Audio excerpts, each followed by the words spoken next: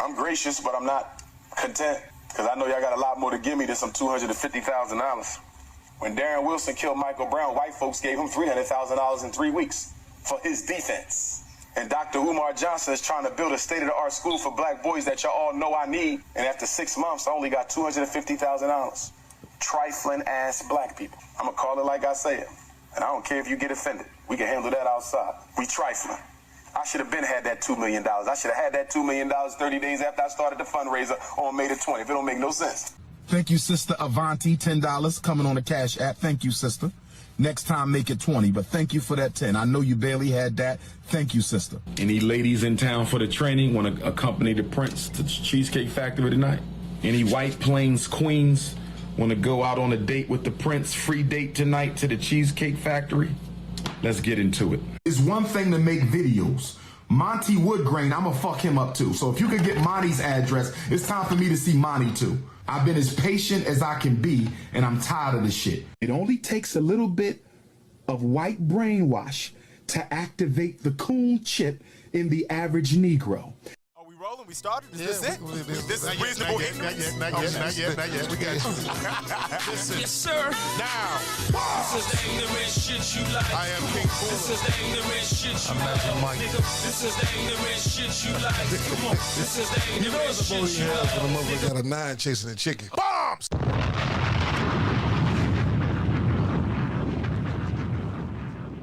I married a white girl 10 years ago, brother. Well, brother, until you unmarry her, it's best you stay over there, brother. I appreciate you and I love you, but you are no use to me with that white woman on your arm, brother.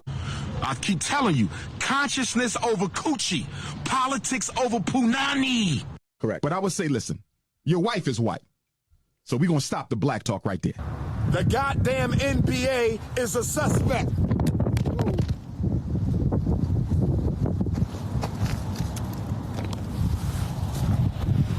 As soon as I said that, Mama Oya blew my cell phone off the stand. They are contacting the college to try to force them to cancel my lecture this Thursday to close out Black History Month. They're claiming I smoke crack. Bombs!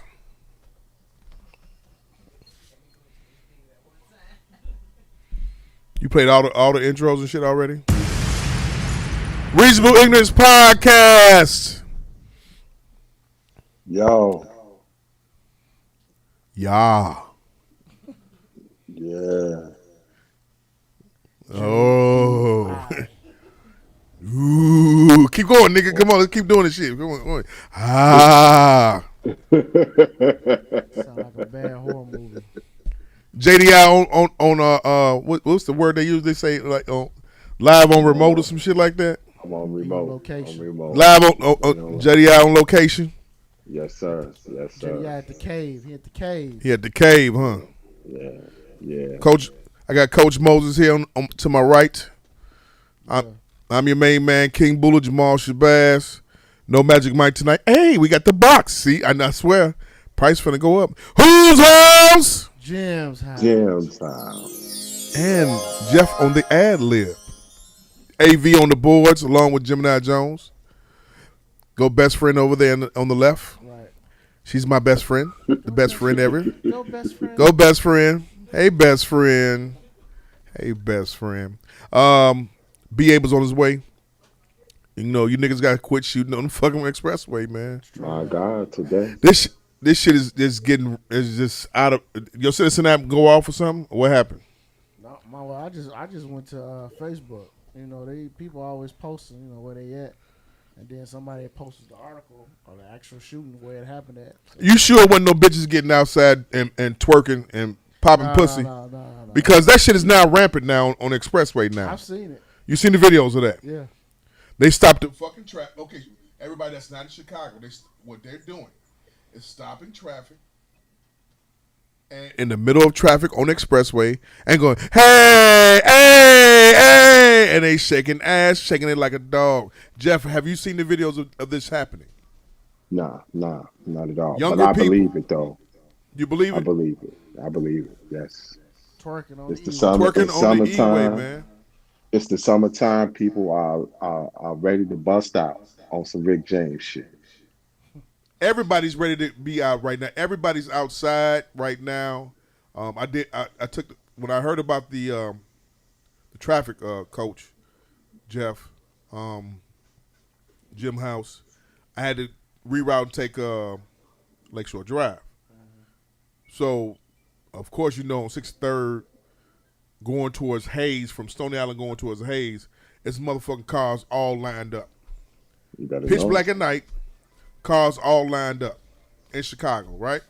Now, Chicago is one of the most, in certain areas, notorious, deadliest cities. Yeah. Niggas just don't care. Hey, you ever realize that, though? Like, we know that as Chicagoans. We know that. Right. But when it get warm, where do we go? We go hang out at them spots. Mm-hmm. Where it's basically you out in the open, so all somebody got to come down and just spray them motherfuckers. Yep. Going after one nigga. After one person. What you about to say, Jeff? That's the truth, man. Like, we got to be careful. Man, this is, cats don't even give a damn, man. We got to get it. We got to get it right. Was it like that when we were in our 20s? Not really. But you would have, like, cats that beat your ass on some fighting shit. Right. Like, man, Definitely. you knew if you was in the wrong neighborhood or, you had your head broke to the right and it was all left niggas, it's going to be a problem. Mm-hmm. But if you're 35 and under now, ain't no... You talked about my mama on social media. Man. You put that on phone. You said I was capping. Yeah. That's it. That's it. It's going up. Yeah. They sensitive about the word cap, man. Younger generation sensitive about the word cap. You say anything cap, that's automatic shots. They can't take being called a liar. They can't take it, man. They can't take it, man. AV. They want keeping it real all day. T.I. said, "What? I die for my respect." These niggas taking that shit literal. God damn, Jeff, what you drinking? Gin? No, alkaline water. Gotcha. Okay, all right. You gonna be shitting for the rest of the night. All right, cool. Jeff got that. Got the alkaline, huh? Yeah, buddy. Yes, You gonna be pissing your ass off too. Drink. I was watching. Do you watch I Am Athlete, Jeff? No, what channel? What channel? It's on YouTube. Where it has Brandon Marshall. It's their podcast. Ocho Cinco, Chad Johnson, and two other Fred Taylor and Channing. Who? Channing. I don't remember Channing that much. He was a linebacker. Okay. Yeah. Football players. Okay. So on the football players, Jim's house coach Jeff, they had a prime time on there. Oh.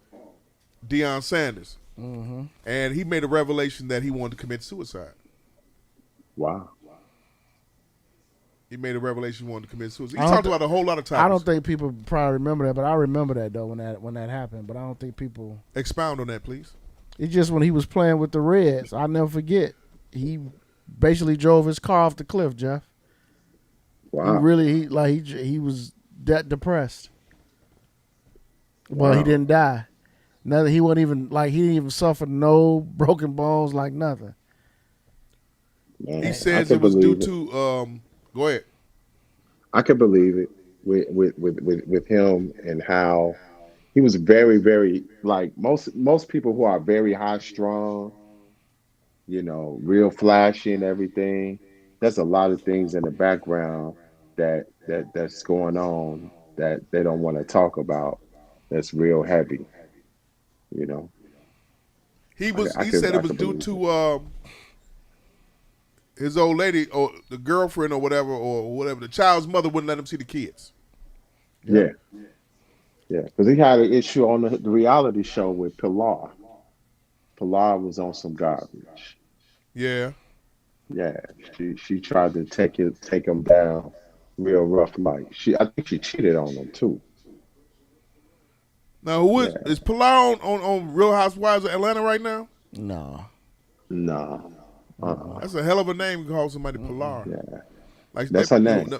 That mama really wanted to be different and shit. Like she didn't want to call the child Porsche or Lexus or nothing like Yeah, that. that's her. Mercedes That's her and shit. name. Pilar. That's her Passion. name. Huh? Yeah, that's her name. Like- Because she tried to take the kids from him too, but she Really? wasn't really fit. Yeah, she wasn't really fit. You know. She's a little the court off too, sided with Jeff. Deion. Yeah, she was bananas. Pilar. I wish I would Pilar. fuck around with a bitch named Pilar, man. Fuck that. Yeah, that's automatic problems right then and there. Pussy good though. Bombs! Probably. Got a smile when you said the word pussy good. I got a smile out of Gemini and Jones. Smirk. We need Smirk. that. Yeah, that's we smirk. need that. My God, drop on that. There you go. Yeah.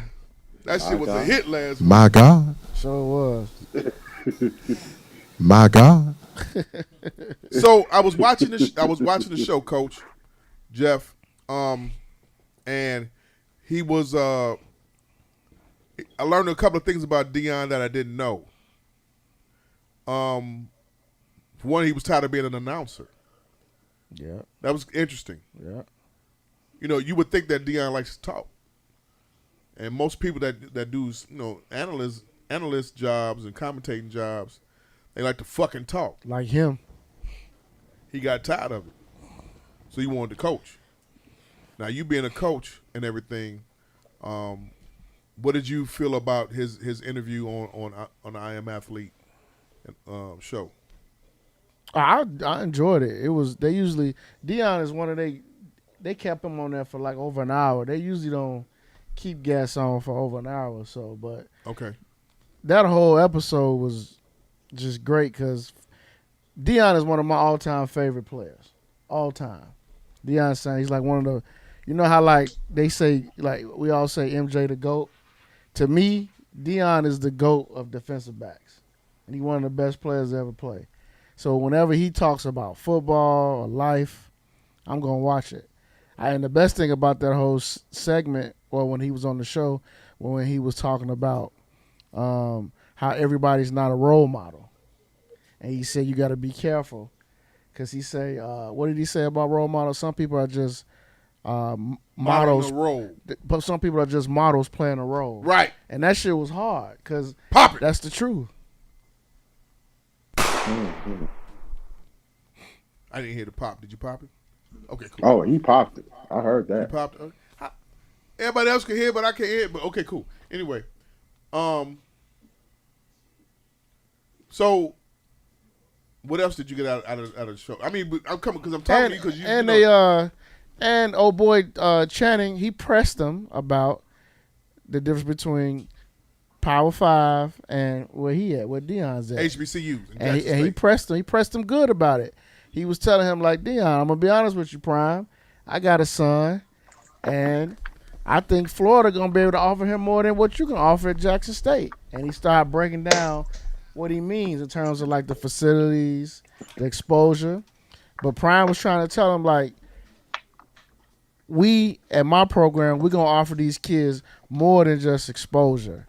We're gonna show them how to be a pro. We're getting them ready to be in the NFL, how to be a man, things like that. So I mean, it was a good discussion. It was a really good discussion. One thing, Coach and Jamal, is that with HBCUs, and I noticed this on a lot of HBCU campuses, it's more than just a school movement. You know, they teaching these kids how to understand what being black is all about from the inside out. Not just getting your education. And one thing I noticed with a lot of HBCU alumni and graduates, they make sure that they stay in school. Most of the people that I know went to black schools, and they be like, man, I'm finna get up out. They either ready to give up. They make sure they stay in it, and that's something that a lot of these PWIs ain't gonna do. You know, they just look at most kids as a number, versus with HBCU.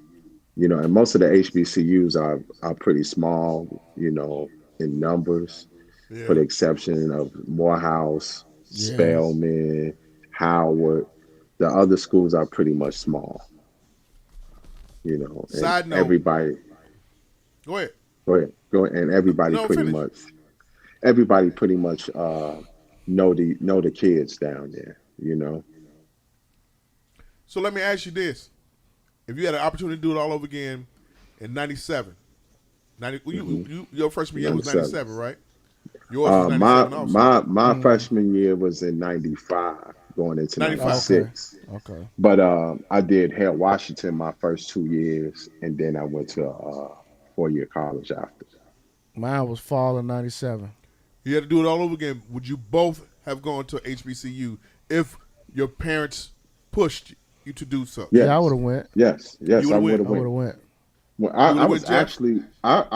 actually was going to go to a HBCU, but I couldn't afford it. Which one would you want Yeah. to go to? Howard. I got accepted to Howard. If you had Also, you had the bridge, you would have went to Howard. hands down. Hands down. Hands down. Okay. I would have left. I would have made that move. But the would've made other that thing move. for me, but I'm gonna be honest. I think I would have done my first 2 years at a junior college because it gave me a different understanding and preparation for college. Okay. That for me, it gave me like that preparation. I needed that. So when I went to Gotcha. a 4-year, it taught like it didn't give me that. It wasn't a problem because I knew about time management. I knew about being on top of your game and making sure that you prioritize. Versus with a lot of young kids that go straight to college, straight to a university, and they've been under their parents so long, they don't know about time management and learning how to understand, prioritize what's important because their parents lock them up.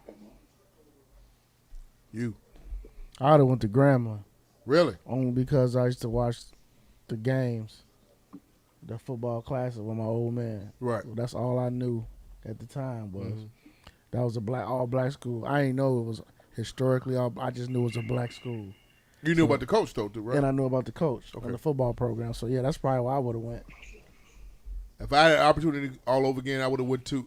Only ones I knew about was FAMU, Jackson State. I really didn't know. I really didn't pay too much attention to Spelman at all or Morehouse. I'm Morehouse. just saying, just as far as that whole Atlanta thing, until I got down there for Freaknik. Oh yeah, yeah. You yeah, hear yeah. about Yeah, Morehouse. Yeah. You hear about Morehouse, Spelman, and Clark Atlanta, but I didn't hear about Clark Atlanta until I got down to Atlanta. for Freaknik. You're right. I didn't know anything about that. I just Right. knew about.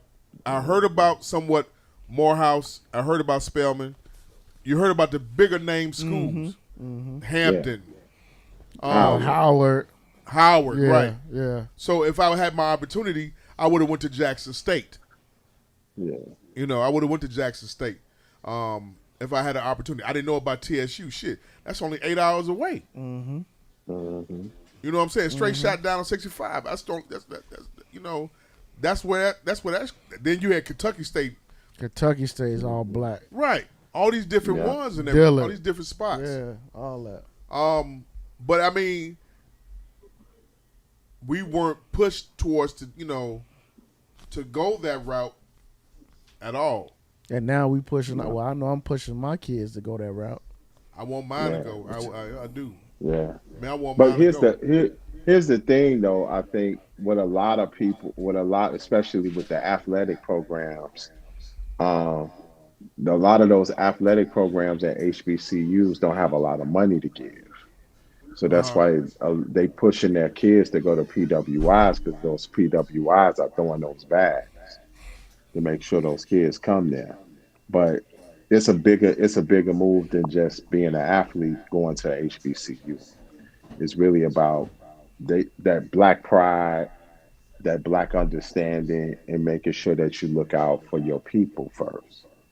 I know one thing. If they have once they have that Chicago Classic, and they have a Jackson State up in there, that motherfucking Soldier Field gonna be packed, inside and outside. That's gonna be packed because everybody gonna want to come see Deion.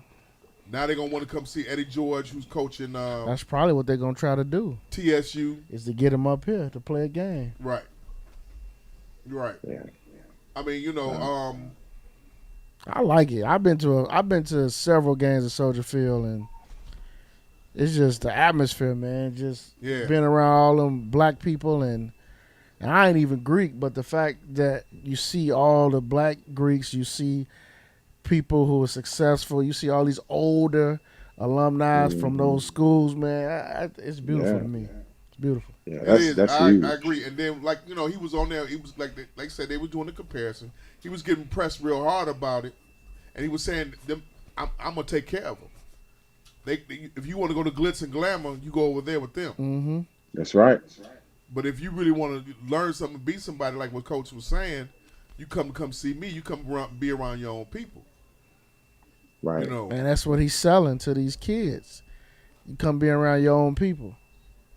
He was like, Deion made a point. He said, none of them guys at them schools don't know what you're going through like I know what you're going through. Yeah. I mean, that's a point. I mean, he make a good point. I mean, you know, it was at a time where in the 90s, black college football players were getting drafted. Yeah. Yeah. On the rampant, they were getting drafted. Always, yeah. They were getting drafted. I don't know what happened from the time from the 90s up until now, but there hasn't been that many black college football players getting drafted. What's the score now? Let me check it out. We're checking on the Clippers versus Mavericks. Dallas is up. 101 99 Dallas. 39 seconds left. Come on, Clippers. So it was a great episode. Yeah, it was. My first time watching it. I've seen it on and everything. Do they do majority football players?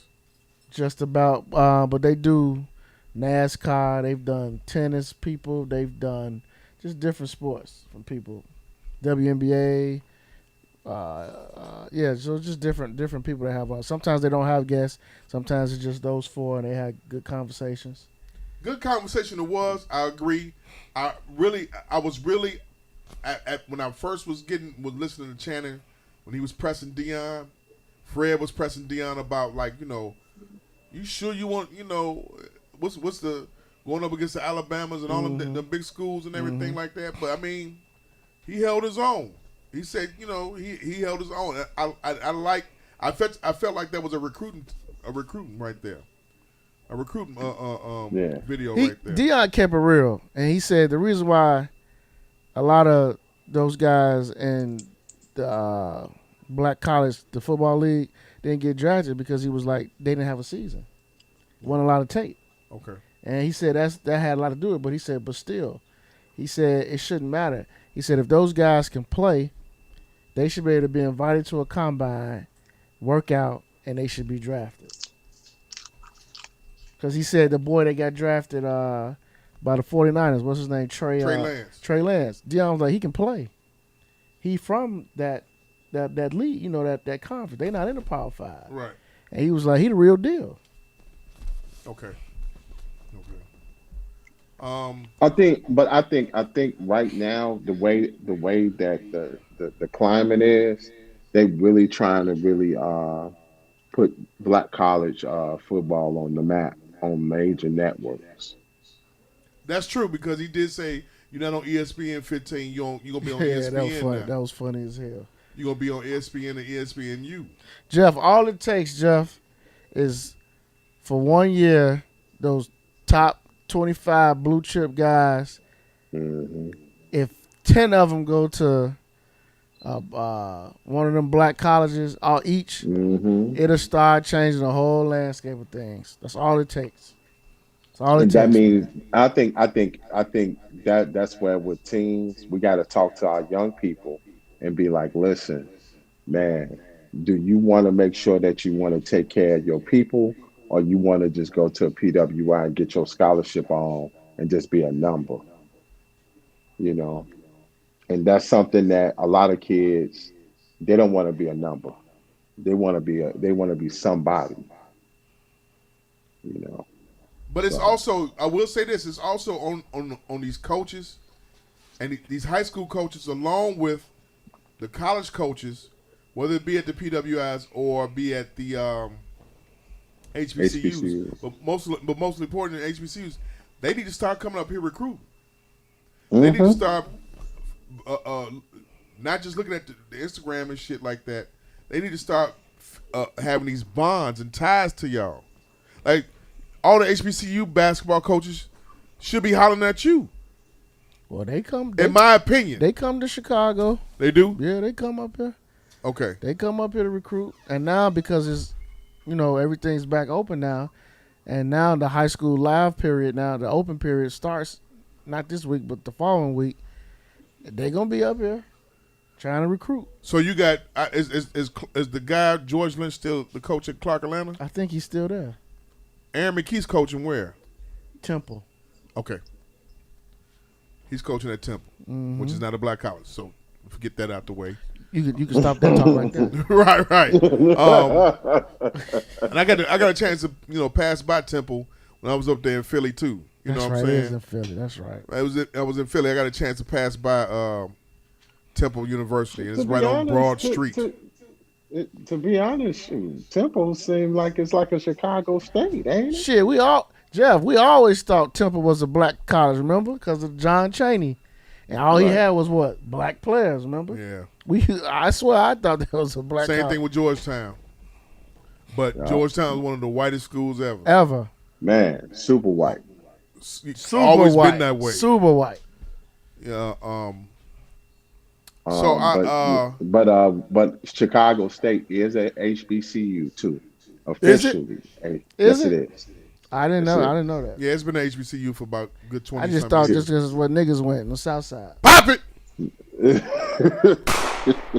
Gemini Jones just did a move right there, like nigga, saying. Please, why you talking about? Hey, I'm being honest. Oh, you agree with him? I just thought it's just because it's Chicago. We live on the West South Side. We black. That's where we go. No, Chicago State at first in the early '90s, in the '80s, it was a state school. But about 95, 96, it got accredited as HBCU. Wow. Okay. All right. Yeah. When I say this, I knew it was an HBCU, got HBCU status when they came out with the AACA hoodies. They was the last ones to get it. I went there for about a good 2 years. You did? Yeah. I didn't know that. No, I went there like after I was up there for from like 01 to 03. Okay. Or 03 to 05, something like that. I was in there for a little while. I was taking a couple of classes in there. To go for my master's, but I just didn't finish. Okay. It just wasn't in me to finish. I owe some money, but it is what it is. Dallas won, y'all. Huh? Oh shit. Dallas Who won? Dallas won? Yes, sir. Best friend is back! Yay! Hand claps. Best friend. I thought that was BA for a minute. That was best friend. This just goes to show you home court advantage ain't mean shit in this playoffs. It don't. God Not damn. in that series. Not in that series either. Give me a rewind.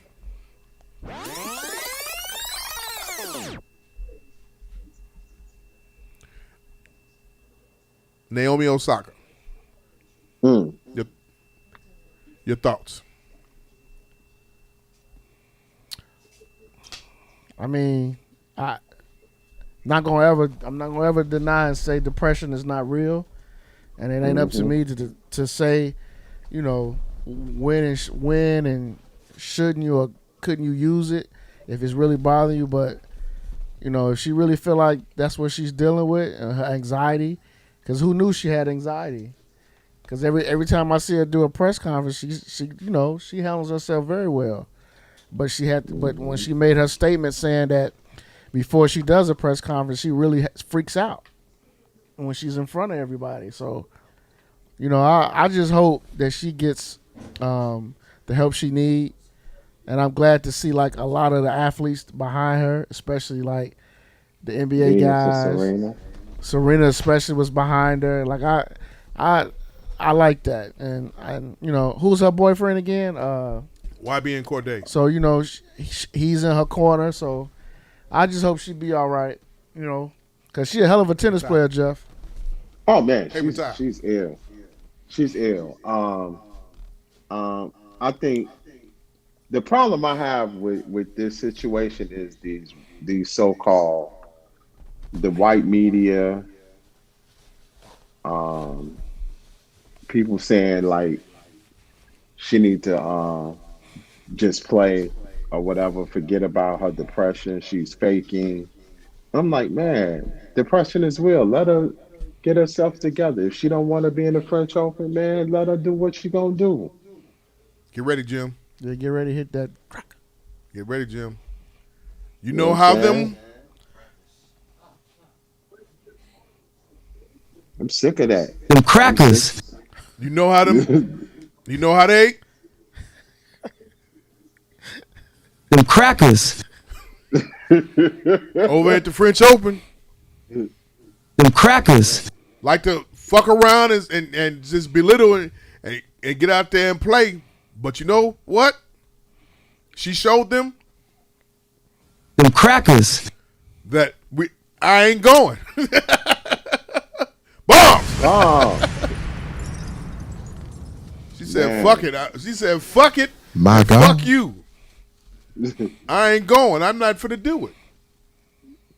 I mean, the thing about it, she didn't want to do an interview after. She didn't want to do an interview before or after. Or after. Just wasn't feeling it. I didn't know she had depression issues either. I didn't either.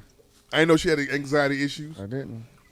And I guess we wouldn't know because nobody walks around with a fucking sign on their head saying, Right, I no. have anxiety. So, I mean, Right. we wouldn't know. Right. So, I'm going to take her word for it. I'm going to believe her. I'm really sick of sick of some of these. And you need to press that button. Them crackers, Hey, Yeah. we got. You ready? Them crackers. man, because they want us to shut up and dribble, Yep. play the game, not say nothing. Nothing. Can't speak on our problems. None of that. And it's over for that, man. That's bullshit. She wasn't feeling it. Yeah, because the problem is if they let her do if they try to make her do things, she's gonna explode. And they don't want that. Not from a black woman. Explode. Actually, on the court with them screams and all this. Yeah. Yeah, you're right. That kind of bullshit. Like how I think which one of them sisters did that? She snapped off. Serena. Or Serena snapped off. yeah. And they call her angry black woman. Yeah, they did. Yeah, they did. I pull all the hand claps. I applaud her for standing up. Me too. I applaud her for standing up. Now a lot. Like I said, like you were saying, Jeff. A lot of people in the social media were saying, "Toughen up." Mm-hmm. They think that they don't think that athletes have feelings or Right. emotions like that. Because they make a lot of money. Right. They shouldn't be depressed. They Right. shouldn't be dealing with gonorrhea. They shouldn't Bombs! they shouldn't be dealing with baby mama drama, baby dad. Like they just shit like just because they make a lot of money, they still got human problems, man. Yes. They But when go through everyday situations just like anybody else. Anybody else, just and they're black too. So when they see other black people getting killed unarmed, that affects them too. You know what I'm saying? So I Yeah. mean, it's just it's the media, man. It's the media. It's the media. Is that the media? As a journalist, do you have to care about that situation at all, or no? Oh, perfect segue. Yeah. Go ahead. This is what Venus Williams says about the media. I'm gonna play this clip. Dum, dum, dum, dum, dum. One second. How I deal with it was that I know Here we go. Suspense. personally how I deal with it was that I know every single person asking me a question can't play as well as I can and never will. So no matter what you say or what you write, you'll never let it handle to me. So that's how I deal with it. But each person deals with it differently.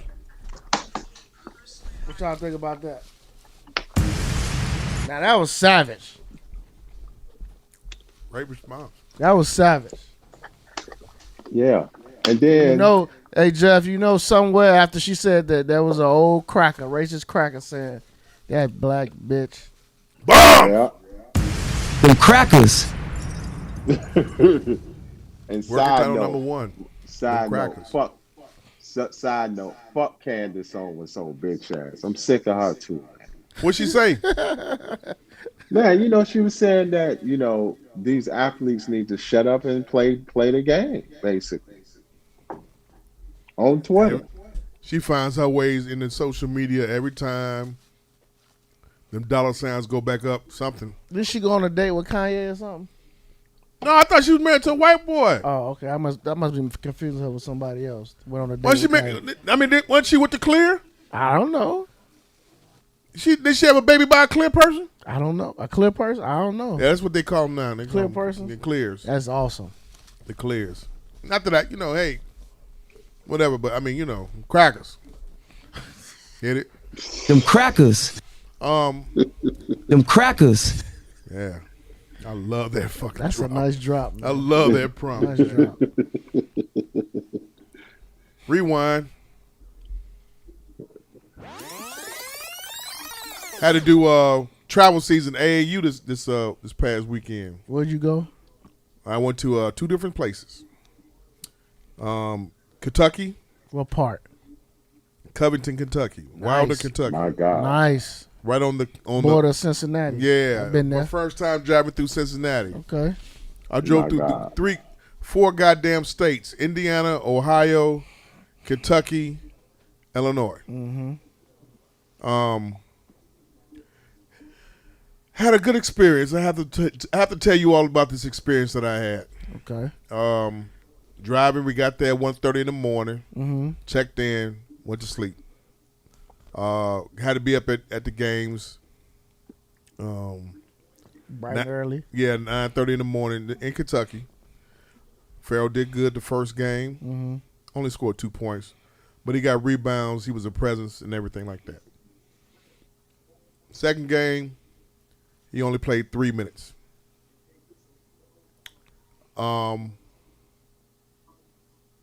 This was with one team.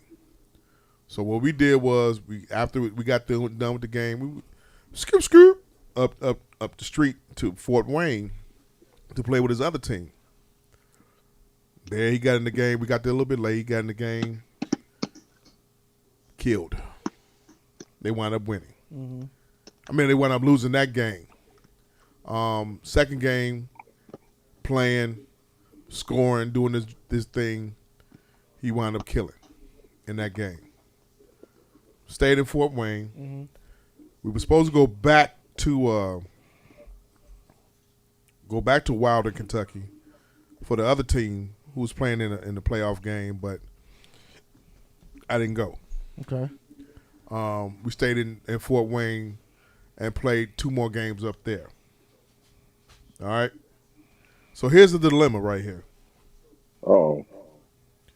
Hit the suspense for me, please. Here we go. You finna get up, Gemini? Hand claps. AV hand claps. What the fuck? Hand claps. Double hand claps. Them Adidas hard, though. They are. I ain't gonna front. Yeah, them Them Adidas tennis hard. balls is hard right there, baby. Them neons is hard. Shout out to Gemini Jones for having the tennis Adidas on today. And we had a tennis segment. Yeah, yeah. Pixie dust. He didn't get that much time because of he didn't get that much time because he didn't front the post like he was supposed to. Mm-hmm. So they yanked They him out. yanked him out? And then put him back in. Okay.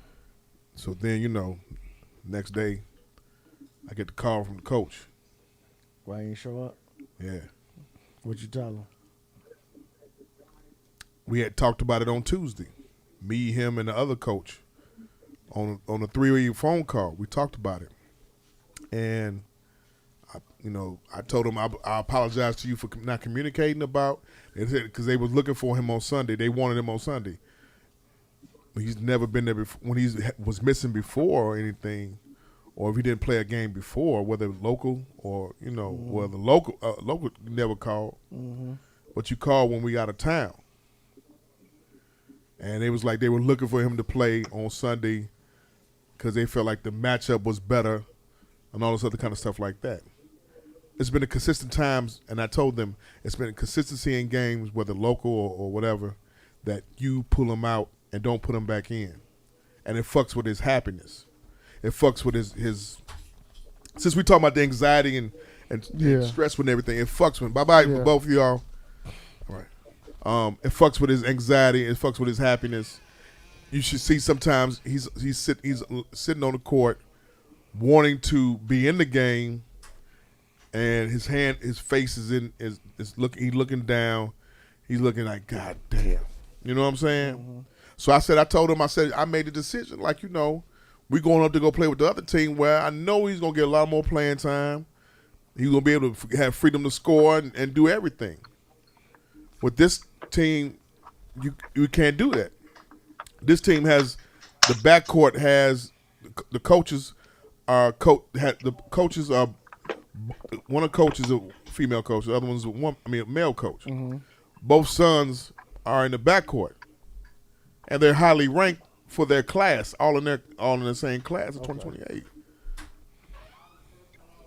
I know how that go. Give me a rewind right quick. Dun, dun, dun, dun, dun, dun, dun. Wildlet. Wildlet is here. It's in the building. Wildlet is in the building. God bless his soul.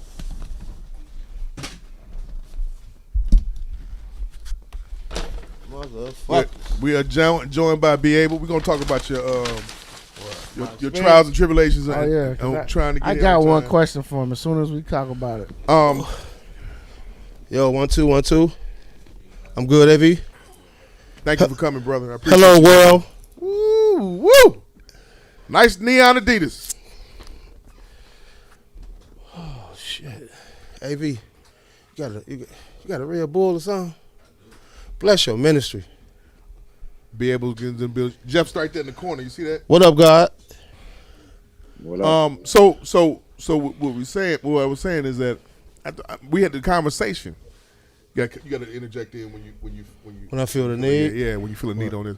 We had the conversation. I told him, I said, what I've seen, the playing time hasn't, it's not consistent. Mm-hmm. For whom? For my son. My son was playing travel season AAU this weekend. Cheers. So cheers. So it's not consistent all the time. Like last week, they was at Cicero Stadium. He played, and I'm on the flight in Philly, getting everything. I'm getting off the flight. You should have seen your son today. He balled the fuck out. I'm getting all these messages and everything, and then when other parents see me and they talking about your kid balled the fuck out last week. Mm-hmm. I'm like, and I'm saying to myself, I know what he can do if a team passes him the fucking ball. Yeah. But if you don't get the ball enough, or if the ball is not being shared amongst everybody, you won't get to see what you do. You just gonna use him just to play for the aggressive, rugged play and the dirty play that he does, doing all the dirty work. Then what's gonna happen? So we was going back and forth about it, and they was telling me, well, we want to be able to count on him and everything, and and I understand that. And you gotta tell me if I'm right or wrong, but I had to make a decision that based off his happiness. Yeah, I had to make a decision that was based off playing time, because the thing about it is, if you gonna yank him out, if he let the center score twice, which he did, and I talked to him about that. Me and the coach talked to him about that. The other coach, the female coach, talked to him about that. You let that happen, you're gonna get sat.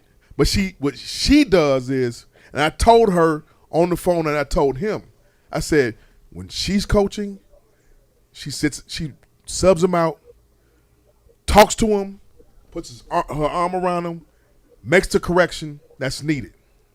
He sits for a minute, and he goes back in. She does the rotation. You don't do that. You sit him down, and my son is just sitting down. You take one shot wrong, sit down. Or you out there saying it's a shot we don't need. You know what I'm saying? So they Kwame Brown and your son. Bombs! That's what they're doing? Did you hit it? Pharaoh might set better screens than Kwame though. Yeah, but just the mindset. Blame him for everything. I got to ask you that. Side note, what is with the calling fouls on screens now? They're calling fouls like he coming up like this, he's about to actually come up to set the screen, and they're calling a turnover now. Not foul, they're calling turnover on screens. Well, moving screen? A turnover? Yes. A moving screen? Yes, they called him for a moving screen. A moving screen, and you know I hated the call. I wouldn't let no refs call in my gym. Over the back. I hated that call. Really? I hate that call. I had one ref that would call that shit, and I told him, say, look, man, you want to keep working this gym? Don't call that shit like that. Over the back. Should he have called like that? Should he have told him that? I mean, I gotta ask you. Was it a legit? I mean, what was it? Egregious? Was it what on what I be seeing? Yeah. Hell yeah! They going for the ball. So just because the man that jumped over the next man told him, you call over the back, nigga, give me your whistle. Did the man who got jumped up, would he at least box him out though? No, so he called over the back. Okay, you gotta let it go there. You know what I'm saying? He giving him a man. Fuck that. Play ball. Gotcha. Your thoughts on that, right quick? No, I mean, be able. That's his gym. He was running it, so I mean. Bombs. GD. I mean, right? He's gonna say GD. Yeah. So I couldn't stand that call. Man. I mean, I'm over the back. I'm telling him. I'm telling both of them. I'm like, look, playing time is a key. I gotta worry about my child's happiness. I like your dialogue with both coaches. I had to do what I had to do. I like that. Probably not my approach, but I like that though. It's not your approach? Not my approach. What's your approach?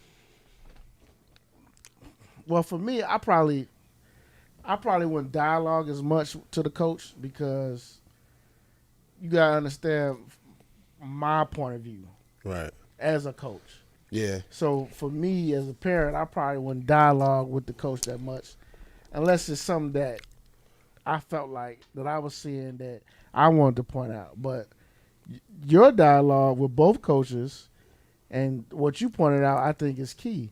How one coach coaches him versus the other. True. And then the scenario of that when I was coaching, the scenario was two things. Either know your son is trash or no, he's not trash. So if we in the game and you are behind me yelling, put my boy in, put my son in. I turn around and I'm an asshole. I turn around and dude say, your son ain't even watching the game. He playing on the fucking bench. I'm not putting him in. He ain't even studying what's out there. And I want to win. Fuck what you talking about. Fuck all that. His uniform clean. Fuck all that, nigga. Enjoy this bench and learn the game. Okay, but do you okay? You got a situation where you're driving 5 hours as a parent. You're driving 5 hours to come down to Kentucky. I'm just talking. This is in general. No, I understand what you're saying. You're driving 5 hours down there. I to get Kentucky. it too. I get it. I'm not just the only parent that It's 10 other parents that's driving 5 hours. I get it. I understand what you're saying. Okay. And this is why I always say, if you're gonna do this thing called coaching, you have to be consistent. Yep. I'm not saying coach every kid the same, but what I mean by consistent is that you have to be consistent with each player. With Pharaoh, if you know he gets down on himself, you take him out and you don't explain to him what he does, that can kill his confidence. He ain't the only kid like that. High school kids are like that. Right. College kids are like that. It's some kids, you pull them out, you cuss him out, don't say nothing to him, he cool. But you And can't do everybody like and some kids just deflate like a balloon, and it's over. It's and over. And what I mean by consistent, if you see mistakes, just because he the number one scorer, you can't give him the leeway on a egregious mistake. But then another kid, he do the same thing, and you just want to berate him in front of everybody. You can't do that. Can't do that. And see, when we right after the second game, we talked, and she was like herself. She said a couple other kids should have came out, but I didn't make the call as far as on the rotation, what was going on. So I said, okay. I said I kept that in the back of my mind, in my memory bank. Because he texted me, it's like, I need to talk to you, in advance. Yeah. Hit me at the earliest convenience on advance. He hit me on Memorial Day on that Monday. On that Monday, okay. So I guess he was hot. He about probably it. was. Because I wasn't there.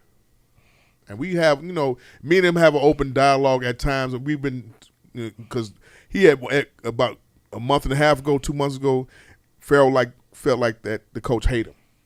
I know you told me that. Right. So, he hit me, and I'm like, okay, whenever we can talk about it, let me know. So, like I said, then I when I got on the phone call, I'm just like, I say I apologize I should have communicated to y'all and said we wasn't coming back. They talking about because the kids told him that Farrell's up there in Fort Wayne playing in Fort Wayne right now. I did what I needed. I succeeded in what I wanted to do. I wanted to bring awareness. I have to, right now my kid is doing sports therapy, so he's learning how to do the tapping method. Yeah, you know what I'm saying? With the anxiety shit going on, I have to learn about that. Yeah, so I know exactly. Whenever he feels like he's getting worked up, whether with this team or with the other team in the game, whatever, he gets sits on the bench, he just starts doing tapping and this kind of shit like that, tap, just to keep him calm. And it's supposed to be a thing that a lot of professional athletes do, which is the tapping method. So he said it felt like it helped him out in the when he played in the Cicero, because I wasn't there. He used the tapping method. Neither parent was there. Cicero State over there on Laramie? Yeah. Yeah, okay. He played over there. But he wound up scoring 20 points in one game and 15 in another game, stuff like that. Okay. In that situation there. So with the conversations, I'm telling both of them, I'm like, we're doing all this training, we're doing all this conditioning, we're doing everything, and you know what I'm saying? That too. He doesn't like his kids playing for two different teams. And I understand that. Me too. I get it too. I understand you don't like kids playing for two, because he said he had eighth graders. They only had 4 eighth graders this in Kentucky. Okay. Because they was playing with other teams. Okay. So he's missing some kids. Yeah, he was missing kids, and then I guess he did felt like he. But I mean, I just felt like we came down there. My original goal. Honestly, guys, my original goal was to Jeff. I'm gonna get you in there. Hopefully, you listening, catching up with us, and everything. I am. The goal was to go back down there Sunday morning, but then he said to me, "I want to play with my other team." He knew he knew he was gonna get more playing time, more scoring opportunities, and then I had to remember was something that 2 or 3 coaches told me. One of them we all know. Go where your kid is going to be happy at. Yeah. Go let him express himself. That's the key. Listen, you're a parent. Your job is his happiness. That's it. Okay. So, I mean, this is the thing, man. I mean, I felt guilty, though, guys. I'm not going to sit up and lie to you. I felt guilty. Because you're a loyal dude. Yeah. So that's what it was. I am loyal. That's what it was. That shit. Also, you don't want to show your creed kids that when shit get tough, quit. You don't want to do that as a parent, too. So I understand where you're coming from. Hey, side note, Coach, that's a dope-ass hat. Thank you. What is that? Paper planes? No. I'm about to say. Juneteenth? One of my homies, this is his clothing line. What's it called? Hey, what's it called? You could promote it. Don't worry about it. Shit, they fit. Tell them Tell him bring one to the. Hey, I want one. He do. It's called Hidden History. He do hoodies. He do hats. He do shirts. Scullies. Yeah, that hat hot though. So Bring him on as a guest. Bring him on the show. We'll merch. Yeah, bring him on as a guest. Real good Tell him dude. bring some- West Side too. Well, before you do that though, Oh Lord. this nigga got big sizes. Until I lose this fucking weight, does Yeah, he got big sizes? All right, Yeah. cool. All right. He ain't got Then he ain't got a onesie. He ain't got a onesie. Hey, That's Jamal, what niggas be missing. Yeah. I still got your hoodie in my truck, man. So you got to get yours. I totally forgot all about it. I swear. You know, I need all that. swear, I need man. I didn't get the link. I didn't get the the link. I gotta wait on my hoodie. What you take 5 to 6 weeks to get a hoodie up? No. The merch. We had it. He said nope. We had your hoodie when you ordered it. Okay. Damn it. I want my Damn hoodie. it. I want my blue and white hoodie. God damn it. I got you. It's in the truck God right damn now. it. Huh? And it's in the truck right now. Also, special announcement. I'm gonna go ahead and put it here first. Yes. We're coming out with Juneteenth God Family Music tees. Also, we're doing dry fit. We're doing dry fit tees for the workout, tank tops, and new tees for the summertime for God Family Music. So let's get on it. Give me one of them Juneteenth ones. How much is the Juneteenth? Yeah, how one much for? is those? The Juneteenth one is going to be $20 or $25 right now. So we're what trying colors? to work on the blue and red. What? Oh Lord. Where the black, red, and green at? Blue and red is the color of the Juneteenth flag. Do your research.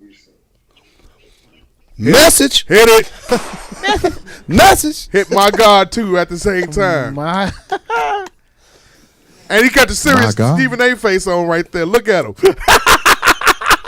He cracked a smile. Yes, sir. I'll Do take your one. I'll research. take one. A 3X in blue. I think Yes, sir. I think for Juneteenth. No, I'll save it for later. I'm just not a t-shirt dude. Yeah, I'll save Okay, it. so you saying I did right? Yeah. Yeah. Yeah. Okay. Yeah. That's why he woke up the next day and told you who he wanted to play for. Yeah. Yeah. Leader. But I'm saying I did in the conversation with those two. And then I had a follow up conversation with her. I just and this was face to face. I said I just want to make sure we stay clarity. The thing about it is I had to say what I had to say. You do rotation. You do correct him when he's wrong. He could he gets very emotional in the game. You've seen that. He could cry at times when he's on that bench. He's already upset about that he lost his starting position. You know That's what I'm already saying? bothering him. That's bothering. That's weighs on him because he done lost his starting position before for another kid that was on there and whose parent wound up snapping off on her because her kid wasn't passing the ball. Oh God. You know what I'm saying? With no ball sharing. But man, listen.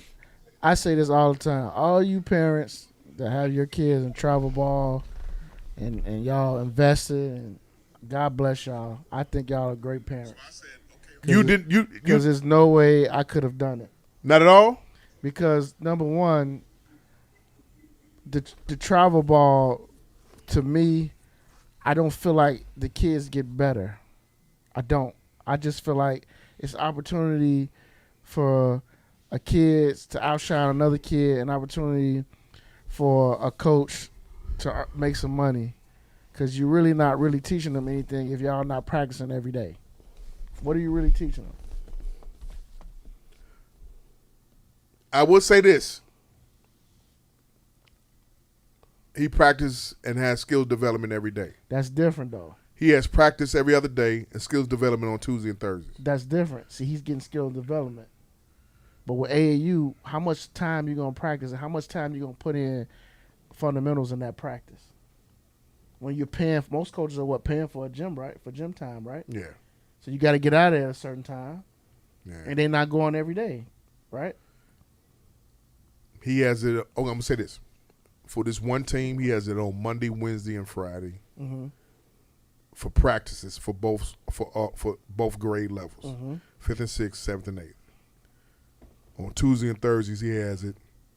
The gym, skill development from 5 to 7, and then 7 to 8:30 for the certain ages. Monday through Friday, he does the work. So for him, that's for him. He getting a lot of muscle memory. Okay. But a lot of other kids not. Right. They're just playing based upon their ability. Okay. Because, in 4th, 5th grade, everybody think their kid is great. And I know, my kid does have some. With this squad, there's some limitations. Yeah. When I saw him at Matson, when he was getting the ball, he was aggressive. Okay. So again, it's just one of those things. He's not able to show it with this, with the first squad. With the second squad, he's able to show his aggressiveness and everything.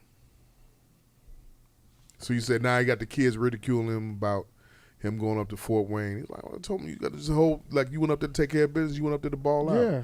Let him know. He hold his own. Yeah. So it was one of those. It was just one of those. It's been one of those weeks this week, this growth moments weeks. You know what I'm saying? As far as like dealing with this, dealing with that situation. I mean, I just I hated to vacate the situation, but at the same time, sometimes some messages got to be sent. I'm glad y'all had a dialogue. That's good. Yeah, we had dialogue. That's good. We had dialogue. I mean, I wasn't gonna be one of them parents that go to social media and snap off and write a post or some shit like that. That's gay. You know what I'm saying? That's It's not gay. like these motherfucking new niggas. new I be looking at parents. these AAU. I mean, all the AAU groups and everything. My son ain't touched the ball. Well, here. Right, all this type of shit, and it's going on in and everywhere. It ain't just Chicago. It's going on Everywhere. in DC. Yeah. Oh my God, them DMV people. I swear. I swear. He ain't only played the first half. We talked about fuck? before you got What'd here. he do? We talked about Naomi Osaka. What was your thoughts on that? Are you that? following? Black tennis player. She said she suffered from depression. From depression? Yeah. That's why she quit the French Open. Really? Wow. Are you one of those guys that be like, suck it up, you making all this money, suck it up, play? Or you feel like, okay. Go get some therapy and figure it out. Okay. Yeah. I'm not like, suck it up. Nah, you're human. Shit. She did not want to do the post press conferences after her matches. Or pre. Well, I mean, that's just it not how caused her anxiety. It gets too much for her, Nobody right? knew that she suffered from anxiety. So she said it like whenever she has to do press conferences, she gets really worked up, and she has to calm herself down just to sit through the press conference. That's like how Derek was. Derek didn't do that shit. I mean, you have to, develop into it, but it's understandable. I'm not gonna be like, suck it up, goddamn. You getting paid? You black? You didn't? No, you human. Yeah. Fuck that. Walk away from it. Find your happiness. Yeah. Yeah. And I I think ain't that's that what much of she's an doing. asshole, Ma. But I think he was trying to fish for you to get like an asshole. be an asshole? Yeah. No, after what you just said, nigga, you just was like a walking Hallmark card right now. You think I'm gonna just fuck that No. up for I want you to. No.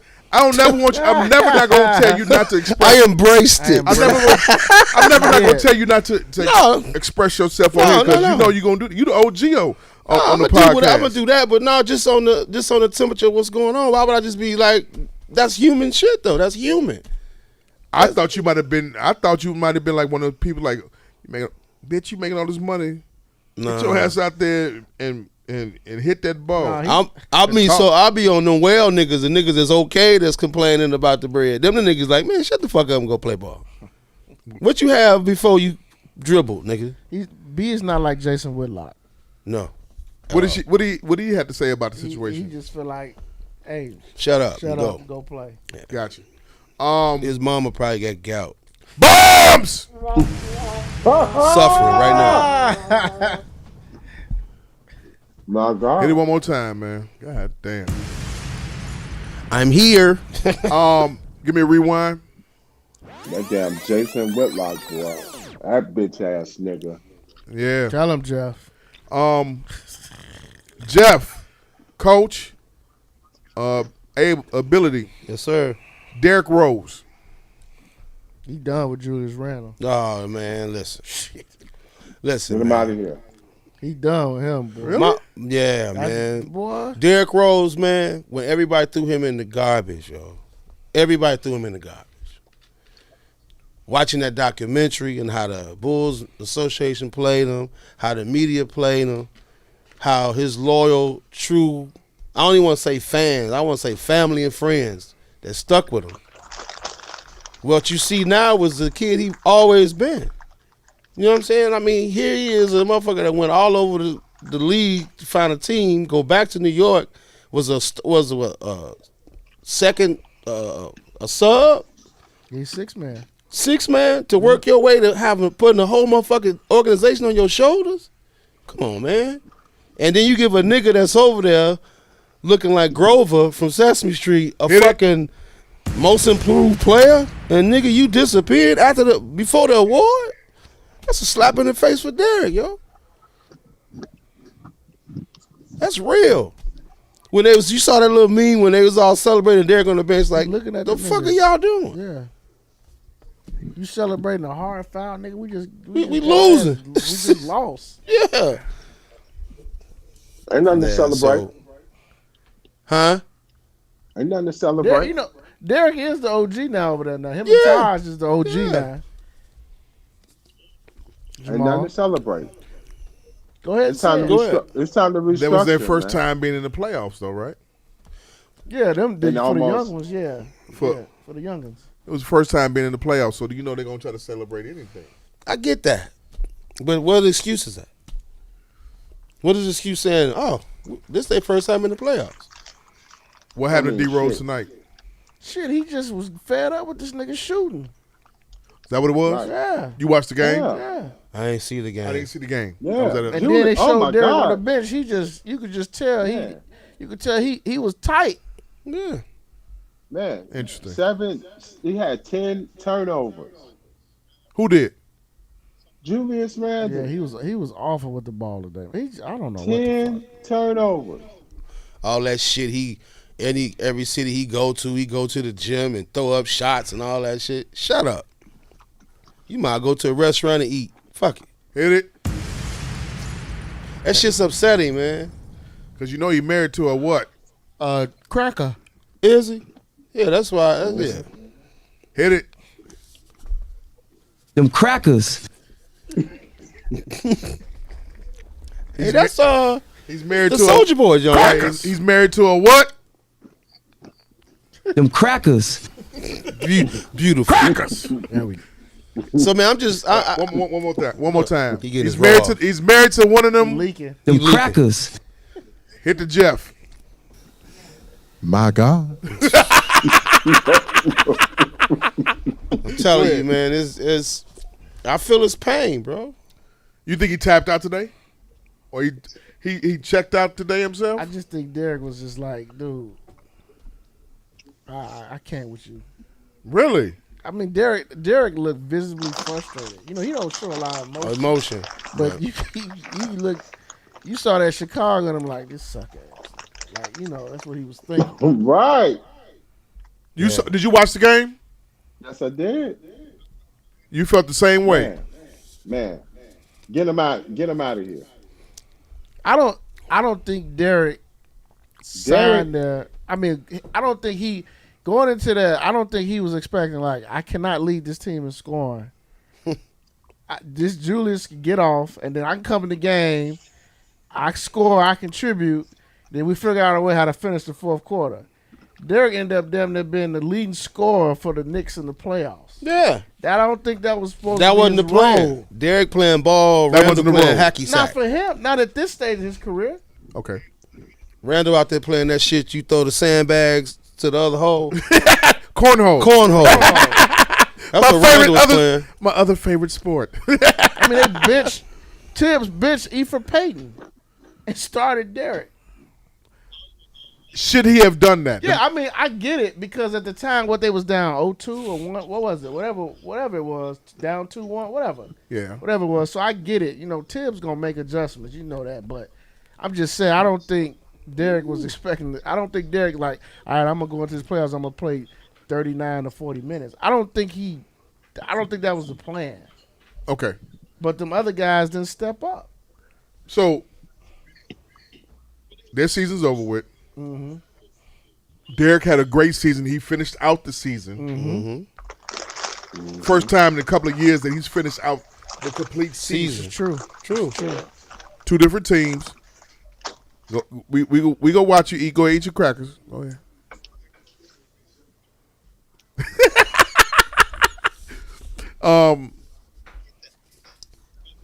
What kind of contract does Derek get next year?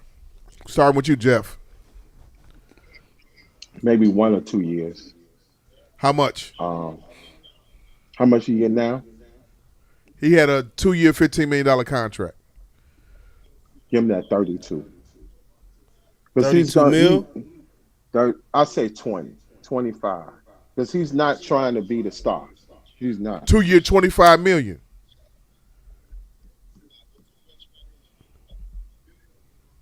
A little bit What more you going? than that. Huh? If it's 2 years? Now I'm asking you, how many years and what's the number you come up with? 2 years, 25 million. 3 for 30. You. I think it depends on what he wants. If he wants to sign with a contender, he'll take less, do a 1-year deal with an option. I think Leon Rose wants him back. And I think they're going to do what they can to keep him, to get him to come back. So if he comes back to the Knicks, he's going to get some paper out of him.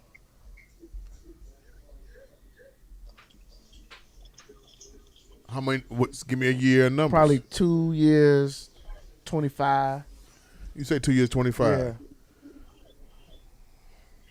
Yeah. No 3 years, 45. I don't think he'll get a third year. You don't think so? No. So so if not 3 for the 30, 2 for the 25. Yeah, I definitely think they'll give him a 2 year. Yeah, 2 for the 25. Yeah. Should he sign with a contender? Me personally, At this point, I want him to. Yeah. I want him to win a ring yeah. At this point, yeah. to finish out his resume. And I I'm didn't want want to. When it was talks at LA, I didn't want that. When it was talks, I didn't want that. I didn't want that at all. But I am gonna say this though. He can go. Hey, he go to Brooklyn. Oh, this is really a wrap. That's 2K. No. You don't. You say that's 2K, but he makes a That's good a point. contender. Brooklyn? Yeah, Jesus that's a Christ. contender. Kyrie, Derek, KD. Yeah. Stack him up. You all want him to go out with a championship. Philly can be an option. Philly? Brooklyn, Jesus Will he play well? Christ. Will he play well? That'd be mean. And the coach is not Tibbs. No. Well, he played well in Minnesota? Detroit. No. Did he? He played well in Detroit. Yeah. Under Casey? Under Did Casey. very well. Yeah, he did very well. He was injured every other game though. Yeah, but I don't think that had nothing to do with Casey. Casey kind of controlled that. I mean, I think Derek in this role as a 6-man, now I think around the league, he has value to a contender. yeah. Yes, sir. So, let's go around the room again. Contending teams. Which ones? You got Philly. One. Brooklyn. Okay, let me go. I gotta go around. I'm Okay. coming back to you. You say Philly. You. Um. You. I'm talking about Brooklyn? pointing to the. Huh? Brooklyn. You. Yeah. Brooklyn, Philly. You get one team. Oh, one team? Going around one team. Well, you said Coming Brooklyn. to you too. You got the mic over there. That Brooklyn shit mean. That Brooklyn shit'll be mean though. Jesus. You're gonna have Golden State. Took my team. Okay. He said Golden State. What you say? Contending. That's a good pick too. Golden State, yeah. Phoenix. They're gonna be contending. Yeah, I mean They're gonna be contenders. Damn, Jeff, you taking all man. Phoenix. Utah. Fuck Utah. They cut him. On some true 2K shit. I want him to go over there with the Grizzlies and play with the Harlem Globetrotters. the Harlem Globetrotters. No. I mean, I can see him in that 6-man role in Golden State. Okay. That would be great for them. And he'll take care of his body. Hit it. Bomb. Yeah, it's the truth though. They'll take care of his body though, for real. They'll take care of him. You know who else would take care of his body though? Who? Phoenix. Ask Shaq. They'll take care of him too. Yeah. Yep. Miami will too. Yep. You go to Miami, it's gonna be that they're gonna be really a They can strong really contender. use him. Yeah. Yes, they could really use him. Dragic come Gotta off get the him books up. for Miami this year. Yeah, which is why I think Miami. I think Miami's gonna go heavy on point Who? guard. Derek better than none? Yeah. Yeah. But none would start though. Yeah, no. None will start. But that'll be OG. That'll be 10 big years brother, little younger brother than too. You said what? 10 years younger than Derek. That's why. Ainge stepped down as Yeah, he got out of there. president of basketball operations. Are you all familiar? Are you a fan of Danny Ainge at all? Executive Yeah. player. Yeah. Danny Ainge, Yeah. Danny Ainge was a good GM. Okay. That's all I got. That's all you That's all got. I Yeah. got. He's a good GM. That's all I got. He did For some the good Celtics, ballsy right? shit. Yeah, he a good GM. He did some real ballsy he shit. made big trades and then he didn't make big trades. And Talking about when he for the Celtics, right? yeah, Okay, so that's all I got, man. he did pretty good. You being so coy on it right Guys, man, now. I don't. That's all I got, man. he did pretty good in this front office position. But one thing's for sure. Right? He fired what's his name, right? Well, he didn't fire him. He left. They basically said, so we don't fire you. We're just going to elevate you up to my job. Oh. Yeah, Brad Stevens is now GM, president of basketball operations now. So, which means he has to hire a GM. Am I correct? He has to hire a coach. Who's going to be GM though? Brad Stevens. He's doing both. He's gonna make the call on that next coach. Who do you see him interviewing and hiring? I have no idea, cause You think somebody white? Come on now. I'm saying. Who you saying? I said Sam Cassell. Hire him. They You talking got about to be able Jason to. You Kidd. got to be able to. The coach got to be able to relate. Jason Kidd. It'll probably be Shit, somebody. first like you gotta that. understand that nigga. You ever heard Sam Cassell talk, nigga? He talk like a basketball player coach. He got water in his mouth. Boy, run that foul by that boy. Like, write that down, nigga. Bombs. Sign language me. He just dissing Sam Cassell, man. Shit, He ain't talk. He talk. That ain't no diss, nigga. That's just how he talk, nigga. You Slow know, that down. Here's my hot take. My hot take. What's your hot take? Who Brad Stevens might try to get Juwan Howard. That's my hot take. Yikes. Because he has a clause in his Michigan contract that he can leave for an NBA job. So that's my hot take. I don't know if he would leave for Boston, but After 1 year? for Juwan, Yeah. I ain't been 1 year. At Michigan? And Michigan's been 1 year, No, ain't it it? hasn't.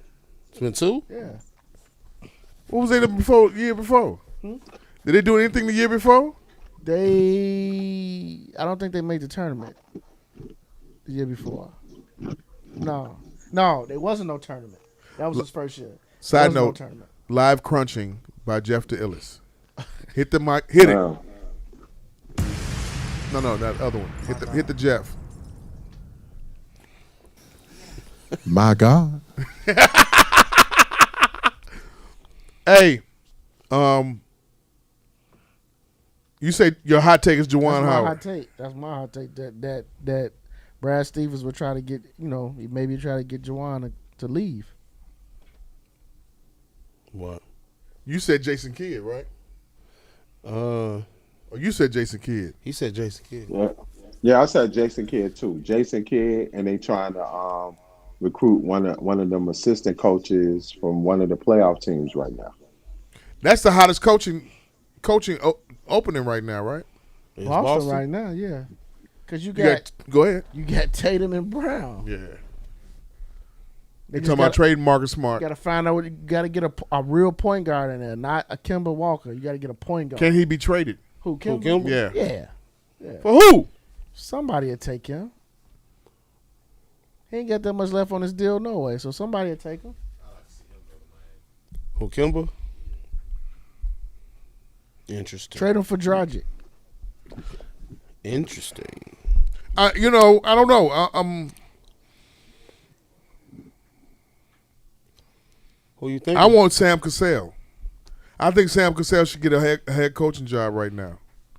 He's paid his fucking dues. It's time. If he get a job, it's gonna be a horseshit job. Like where? That's what they do to us. Hit it. Hit the soldier. Them crackers. You're right, they do. That's what they do to us. Nobody gets a job like Steve Nash. Maybe hell, yeah. Nobody gets a first time guy who's never coached before will ever get a job like Steve Nash. Gets a 2K. Nobody. But see, Sam Cassell has been assistant coach in 3 different spots though. But he's not right, and I give you that. That's true. He got experience. He's had experience. He just doesn't have any head coaching experience. Steve Nash had nothing going into this. Karl Malone. That's crazy. Boston is a good job now. That's going to be a good job. You got 2 young players who people consider top 30 in the league in terms of talent. That's a good job to have. They got a good roster. They got some salary cap space a little bit. They can make moves. They still got those. They still got those draft picks. Mm-hmm. So it's a good job to have. It just depends on who Brad Stevens wants. So you saying, let's go back to Derek for a second. So you going back to Derek for 1 second. Golden State, Philly. Who would you want to see him with? Want to. Derek, contending. Derek? But Derek is very much loyalty. Mm-hmm. So he's loyal to Tibbs. I don't see the Knicks getting a big time free agent. First of all, to be completely honest, I believe he's going to resign back with New York. However, if he doesn't, it's going to be with a team that is contending, and he's going to have a big role as a 6-man again. Lakers? I didn't want to say I can that. see him doing that because in the offseason, that's where he lives at. Yeah, I didn't want to say that, but Lakers, he live out there. Mm-hmm. Perfect. Yep. They could have used But, bitch ass LeBron. They could have used him. Queen LeBron. You seen what he This did? nigga, he just LeBron just a diva, G. That's all. Just a diva. He's a diva. Mean it. Off the court, he dope. Off the court, Man. he dope as hell. Man, I say the same thing, be able. Off the court, he's super dope. But on the he's court, one of the. I said he's one of the best people off the court as far as like taking care of your business, looking out for his black people. He's very, very great off the court. But on that court, the nigga a bitch. He played bully ball one day and won't. On the court, No calls. that nigga a bitch. On the court. I mean, that nigga a bitch. Speaking You of don't LeBron, walk did off. you see Jay-Z on the show, The Shop? You saw it? I didn't see that one. You saw it? I did. You saw it? It was really good. Okay, go ahead. Mav, shut the fuck up. So it was really good. Yeah. You want Mav to shut up? I always do when he had guests on there. Yeah, Mavs be like, pull your dick out. Bombs! Pull your dick out. We hold it while we talk. Like, Did you ever think it was gonna get My that God. big? yeah, right. Like, Pop it! like, how I'm gonna take all that right now? Pop it! Bombs! I need halftime. You see this, LeBron? Oh man, What should I do with this? but it was good. It was Shoot really that good. little shit. It was really good. Shoot It that was little shit. good, man. Yeah, Mav just talked to me. He talk too much. You don't want to hear bro. Mav at all? No, it ain't No, that. that ain't that. I It's get it's his show. I understand that. how he interjects. Let's say He's that. the moderator, but Yeah. when he asks a question, let the son of a bitch talk. Yeah. Does he pull a Nori? He ain't Yeah, that bad. he ain't bad as Nori, but No, he ain't that bad. but still, he'd be like, I can take that. Yeah, I eat that. Yeah, I eat that. I eat That's that. only 9 inches. This Nori right here. This is my impersonation of Nori right here. Julie and Leor, fam. That's what he do with the hands and shit. Julie and Leor, fam. You know, I thought y'all. We gotta take another shot. Another shot. Make some noise. That was good. You in improv class since you been away from us? Nigga, no, I pay attention. Yeah. I pay attention. Some shit I just don't keep. Hey, I see where Maya got her talent from. Bombs. To be or not to be. You know what I mean? I ain't got the white teeth like he got though. Yeah. Them nigga paid for them Veneers. teeth. Whatever the fuck it is. He got piano keys in his mouth. Yeah. Pop it! Pop it! That's why this show could not go on without you. I'm glad you came. Man, I appreciate that, bro. Brother, Man, can you shot- put the fan on, please? Man, that shit getting here was like real talk. Getting It's the light. Getting here. Love for you guys. Because you could say fuck it, right? Because I said fuck it 3 times, but I'm not you know what I'm saying? At least I 3. commit to when you commit, I commit. You know it was 3 times. I knew it was 3. I said it 3 times. Man, fuck this shit. And then when he started putting the group text about food and be here, and he said food will be here at 10:53. Nigga, it's 10:53 now. Fuck that. Yeah. But getting here, man, and how to getting. You put it up in the air. Just put it up in the air. Man. Please. I hate niggas. Thank you. Let's talk about But I love black people. Niggas, shut up the freeway again, huh? Shot on the freeway. This is an everyday thing in Chicago. They had 90 shootings of that. Today? No. Last year. Oh. The Illinois State Police, that's what their data showed. 90. You cut me off.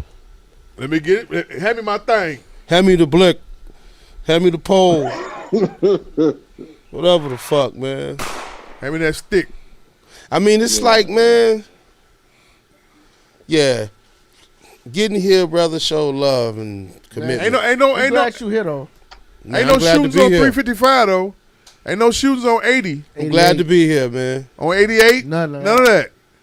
Only on 290. 290 and 94. That's it. 57. Oh, 57, yeah. 57 too, and 100 and like niggas go that way, 109 too. between 147. Yeah. Yeah. Nigga Pop said- it. There you go. AV? Yeah, AV. AV. Hand claps AV. My question for you though, B. What's the word? I gotta know this. Mm-hmm. Did you have to piss? Did I have to piss? Yeah. Getting here? Yeah. Man, I had to talk myself out of peeing on myself on my man. Hit it. Straight up. You got enough gas in there and everything? Oh man. Yeah. I'm See, blessed. I ain't give a fuck about the gas. I ain't want. I ain't give a fuck about none of that, man.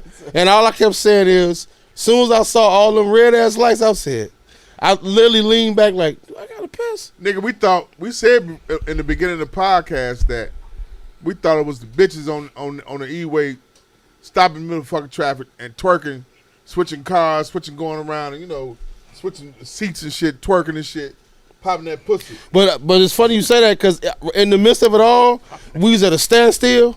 I seen niggas walking through cars. I'm like, it's some freak nigga shit going on the expressway? Hit it. I'm like, man, give me the fuck. I like, man, fuck all y'all today. That's scary. Yeah. You don't know if a nigga on some goofy shit. Yeah. But honestly, man, I wouldn't let that. The day I had today, brother, I ain't letting that steal my joy, man. For real. I mean, that's why when y'all was talking about that connect and download and click and link and all that shit, like, nigga, I'm maneuvering. I can't do all that shit. I'm going to get there. I might not start. I'm going to finish. We got here. Give me a rewind. Oh. So, Jeff, the show High on the Hog Yes, on sir. Netflix now. Did you get a chance to watch it? I watched exactly 20 minutes of it, and I turned it off.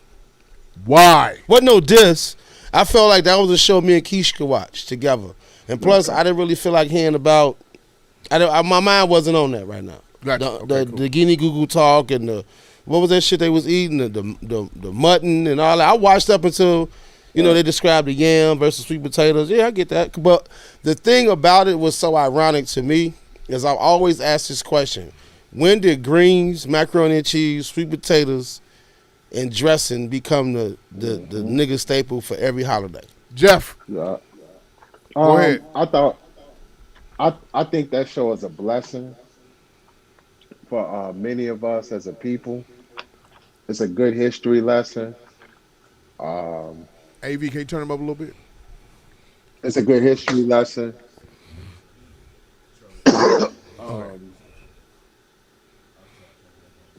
I really learned a lot from that show. You watched all 4 episodes? Every episode. Yeah, I watched all 4 episodes myself. Oh, did you? That's good. On watched all Netflix? 4 on Netflix. In the yes. time, Where you get that? I've been at Netflix. I be bullshitting on what to watch. That's the word I'm listening for. He been bullshit. The timing of one of the episodes is on point. The Juneteenth episode. Yeah. Mm-hmm. The Texas episode. Yeah, I get with you on that. Yeah. Well, I'm watching. It was something to watch, Coach. You get a chance, take a look at it and watch it. Look at it. Be able, you're right. You and Keith do need to take a look at it and watch and learn. It's culture.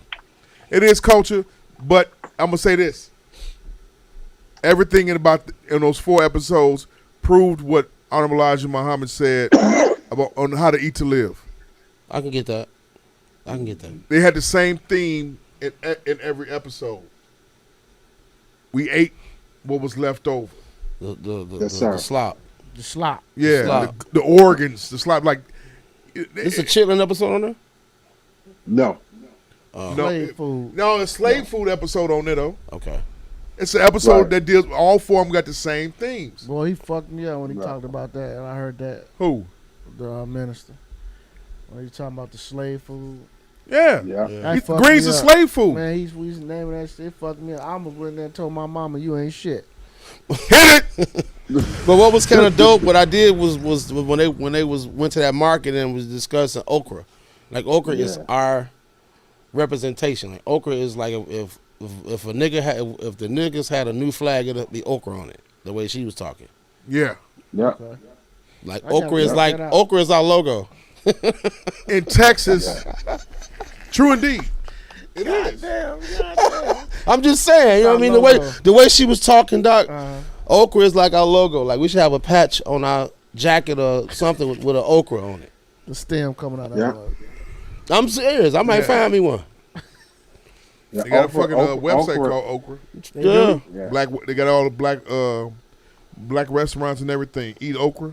Okay. But do you eat okra? I do. You, Coach? Nope. Jeff? Man, that shit look like Y'all ain't never had okra? That shit looks I slimy. had as it. hell. had I mean, it. y'all eat fried okra, haven't you? I don't No. even eat that, man. I've never had it. Never. Never. No. I don't Nigga, that's eat what that. Church's Chicken is known for, They nigga. okra, I know. Yeah, They fuck known that. for fried okra. And oversized wings. Yeah, true. But Steroid that wings. okra, it was a game changer. When I used to eat that fried okra all the time, as you could tell. Okay. But I like okra. With lemon pepper. No, I like okra, the slimy the Pause. soupy version Yeah. of okra mixed with black eyed peas. Yeah. God damn, nigga. With some cornbread, hot water, or Pretty hot much, water. yeah, That's nice, nigga. I You eat love- that with eat that with an overall suit on, don't you? with a pickaninny With a hat. pickaninny hat. And some sweet tea. And the comedy section part of it comes now. Be able and his new his new cohort. Cohort The core. new Jesus and Miro right here. Oh, damn, The Cole. new Jesus and Miro. Okay. They shit them fell off since they went to Showtime. I man. knew it was gonna fall off. Them niggas is not That one funny. nigga, they laugh. So, they just dope ass concept. Just They should have just stayed on Vice. yeah, hell yeah. That probably would have been better for him. Been a lot better because it'd have kept it an indie feel. You know what I mean? It gave it an Yeah, indie but feel they- on They did not Vice. have the but they- budget for it though. They wanted a bigger budget. Oh, that's what it was. That's what it was. To me, that's what I had to. To me, that's what it looked like. They should have had a bigger. Vice should have came with a bigger budget for them. That's the only reason why you jumped to Showtime for the bigger budget. Yeah, Showtime, and they have big names on Showtime. Yeah, they got you Barack you on there. interview, Yeah, Barack. You interview, and Barack. They had old girl. What's the vice president? What's Kamala. She was on there on the Showtime show. Yeah. Yeah. I didn't see it. When they moved to Showtime, I was like, no, brother. I'm cool. When they was on Vice, they was where it's at. I don't even listen to the podcast. Me either. You know, but the thing about it is, okra is a good, if prepared correctly, it's a great meal. It's got health properties for you. Yeah, that's what the doctor lady was saying on there too. That they used to use, well, she said okra to make it, give it a bind, give it like a thickness to your stew or soup or something. Really? Yeah. Mm-hmm. So but in the Texas episode that you got to see, it like I said, in every episode it was the same thing, and it coincided with what the Honorable Elijah Muhammad said on how to eat to live. They was feeding us organs and shit like that. Like they actually put in there in the stew. You remember that one in the fourth episode, Jeff? Mm-hmm. They put sweet bread. They put all kind of stuff in there. Like it was called the Cowboy Stew. Yeah, the Cowboy Stew had heart, like sweet heart, bread, beef heart. What else? Go ahead. They had beef stew, the beef meat, everything from the cow. Nothing. No center cuts. No prime cuts. No tomahawks. None of that shit. So y'all eating, they was use a bowl of bologna and hot dogs. Bombs! That's what the fuck it was. Beef heart, bologna and hot dogs, sweet bread, tripe, all the stuff that you don't eat. And then it talked about Philadelphia and with the slave situation. Yeah. It talked about New York with the oysters. Yeah. The oysters. And they talked about keep all that. It talked about Thomas Jefferson and Sally Hemings. Okay. Yeah. It's a good history lesson. I'm gonna have to watch. I mean, like I said, I started it. I like just for that, because while Keisha was out, I was at the crib. I said I'm gonna watch it for reference on the show. 20 minutes in, I was like, nah, I'm watching this with Keisha, and right now I don't even want to talk. It's a good show to watch with the fam, and I always like. I when I watched it, I had one of the kids in my class watch it with me, and they was just like, "Whoa!" They didn't know. They had no idea. It was like opening their eyes. So I think it's a good family show, especially watching it with the kids. Something wrong with me, man. The Gullah thing was learning about the Gullah. That's a fascinating piece that we got to learn about the Gullah people. Mm-hmm. You know what I'm saying? The Gullah people and how they look at things and how they keep it African centered, what's called Africa centered. Coach, when I watched it though on some silly shit though, as I was watching early parts of it, I thought about Thelma and eBay from Good Times, like that African. That root. How you know what I'm saying? It just was like, I don't want to listen to this right now. But I get it. But I don't want to go back and watch it though. Yeah, I want to go back. It's cool. Real cultural though. Yeah, it's cultural. Very good culture. Give me a rewind.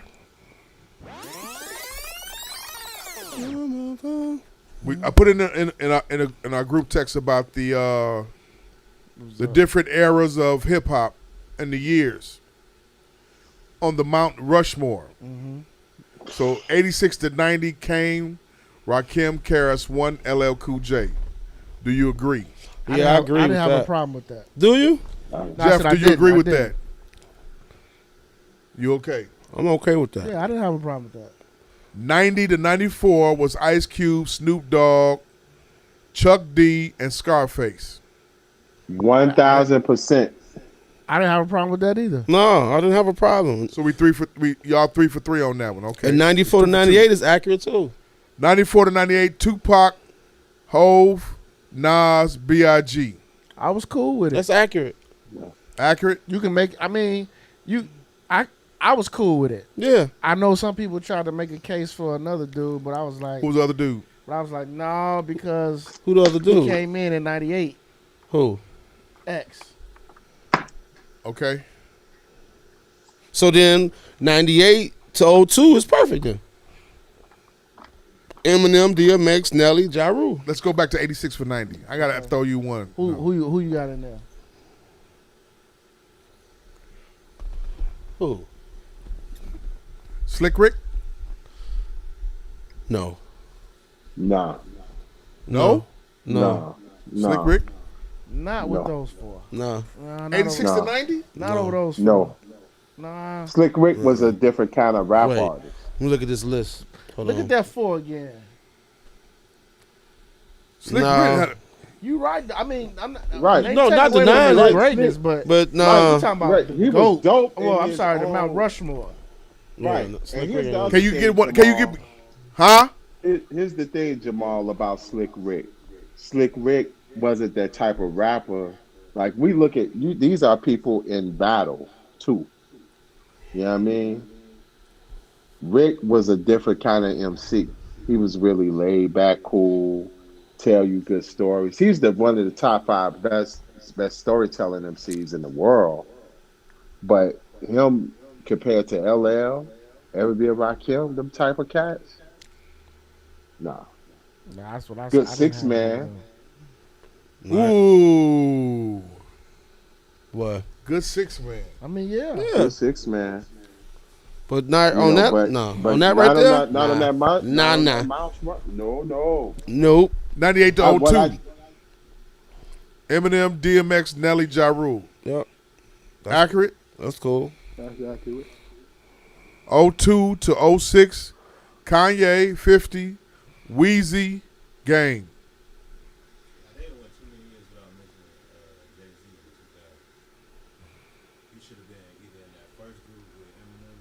Nah. But the impact year was 94, 98 for him. Yeah. I mean, that's right. You right. AV might have a good point there, you guys. Right. You actually right. To be honest, AV, I'm gonna keep it 100. Niggas wasn't fucking with Reasonable Doubt. I ain't gonna lie. I'll be the first to say it. They weren't fucking with Reasonable Doubt. You was one of them niggas? I was one of those. They I'm telling you, wasn't. every nigga around my crib, every dope dealer nigga I fuck with around the crib. So for me, AV, I exactly. So for me, AV, I feel like you.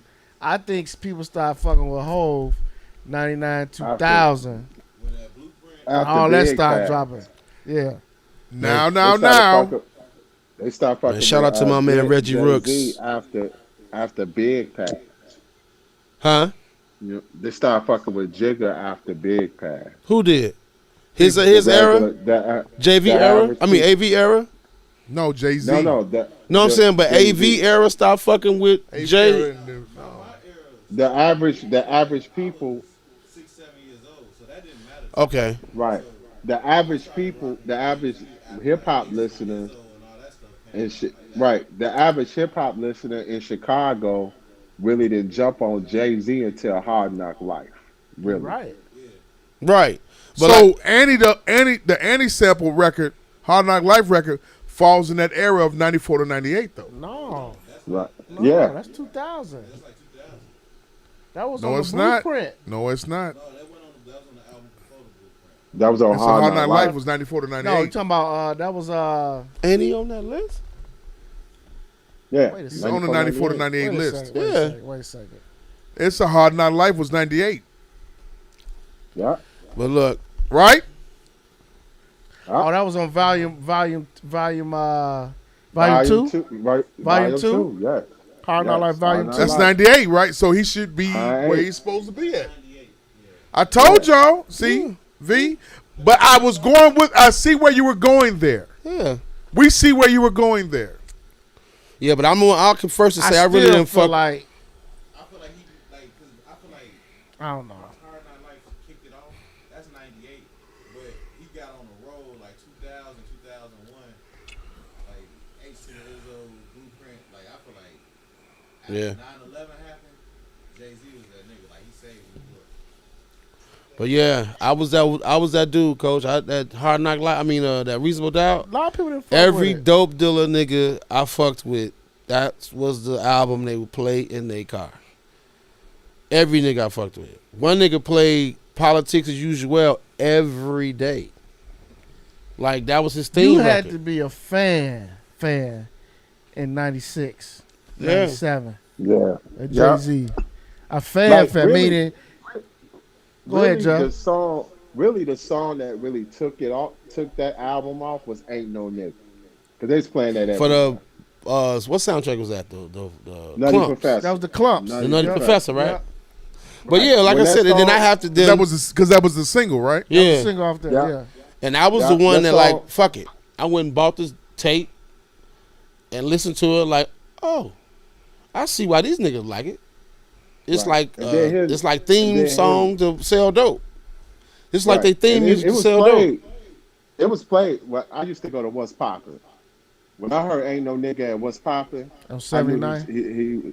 yeah, I knew it was gonna be huge. Now I'm gonna say for me, the record that took off for it and catapulted it was the Politics as Usual. Yeah. Politics as Usual and the Yeah. song with him and Mary J. Blige. Can't knock the hustle. Yeah, can't Yeah. knock the Yeah. hustle. Well, the one that took off for me, when I was like, all right, this nigga can rap. Brooklyn's Finest. Yeah. Yeah. That's And when him and Big was him going and Big back, was slap boxing on And that I was shit. like, well, all right, this smooth, funny talking dude can rap. Yeah, that's when I was like, I gotta start listening to more and more. And then that's when I started really taking them in. taking them in after that. Okay. I was So you can really make an argument for 2000 for Jay-Z. And what was the next one? Kanye West, 50, Lil Wayne, The Game, 02 to 06. Yeah, that's The Game? That's correct. Yeah. that's about right. Documentary. Yeah. Yeah. That's that about right, first album Coach. was crazy.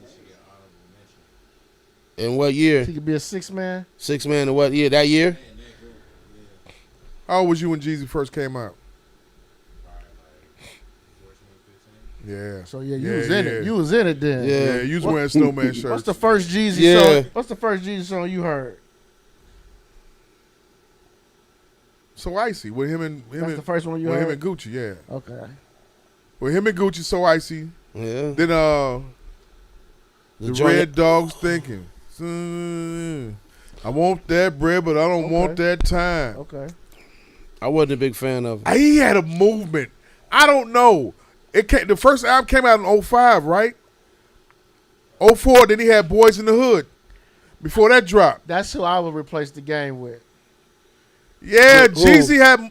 Because that's when, because to me, we So talk take- about runs. So take Game and put Jeezy. You know Jeezy what had a was tripped run. out? That old. Came out in 2003. Huh? 2003. Came out in 2003. Ready to Die? No, Trapper Die. That was his, No, it didn't.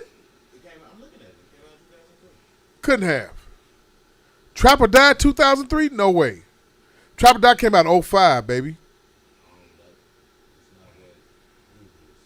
Google is beating you. Google's saying Google something ain't else. got that shit right. Trapper Die came out in Google's 05. wrong. No sponsor. Trapper Die, not the mixtape. I was in Atlanta in 02. I was in Atlanta in 05. Trapper Die was what it was at. Yeah, Trapper Died, it came out, you probably talking about Thug Motivation. Jeezy Okay, Trapper cool. Die. All right. Yeah. Then the next group. Jeezy like to drink. Bro, Jeezy, like but to they got smoke. Jeezy on 06 to 2003. 10. Holy shit. Wait. I was 13. Fuck. But then 06 to 10, 06 to 2010, Jeezy is in that group. T.I., Jeezy, Ludacris, and Rick Ross. You know who else would have been in 02, 06 who had an impact? Who? Budden. You got to remember, that was a whole mixtape era then. That's when it started. Talking about Joe Budden? Yes. With that Pump It Up record? No, you got to look at Mixtape Joe was something else. Man, I ain't fuck with dude either. Young guy during that time, I was not listening to Joe Budden. Nope, me neither. wasn't? And no. For 02, 06? Nope. Was not doing it. Him and 50 was running the mix. Him 50 and honestly, this motherfucker ain't got my nigga on here. Who? My nigga Fab should be on this fucking list. Yeah. Fab should be on this fucking. Where's Jeff? He left. Them soul tapes was a motherfucker, boy. That's later on though. But I'm still Clue tapes. Hey, Coach, did you ever you are you familiar with DJ Ron G? Mm-hmm. So you know they have all of his mixtapes and blends on YouTube. No, them old joints. But I used to have a double CD with all his music on there. You bought it from the Africans? Yep. Man, I got mine straight from California. My best friend was over the station in San Jose, and he would send me the mixtapes that they would get on bass, and he would send me Ron G's on the regular.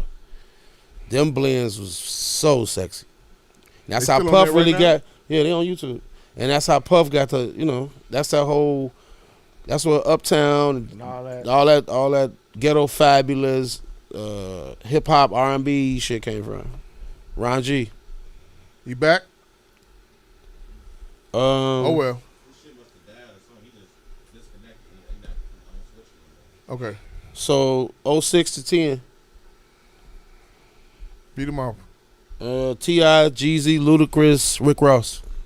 I agree with that. Yeah, I was cool with that. Yeah, I'm cool with that. So the only one we got a problem with the game though, right? Yeah. Why? Luda got. Yeah, Luda. I like Luda, but I feel like Luda should go more in his best work was. Because his first album, Yeah, his best work was before that, prior to that. his first 2 albums. But his impact started in that era though. That 06 to 10. You think so? Like when did Word of Mouth come out? 04. I don't know, man. What's your fantasy? Southern playlist? Oh, No, not one. Southern playlist. I don't know what. And Southern that's- Hospitality. That's, What's it and called? What's it that's called? one of his best albums to me. Southern Hospitality. No, My, you know what my Mouth. favorite Ludacris record is? The Red Light District. Okay. Really? Yeah. But that's like that 07. Yeah, That's that- my that- favorite album from him. It was some good radio records on there.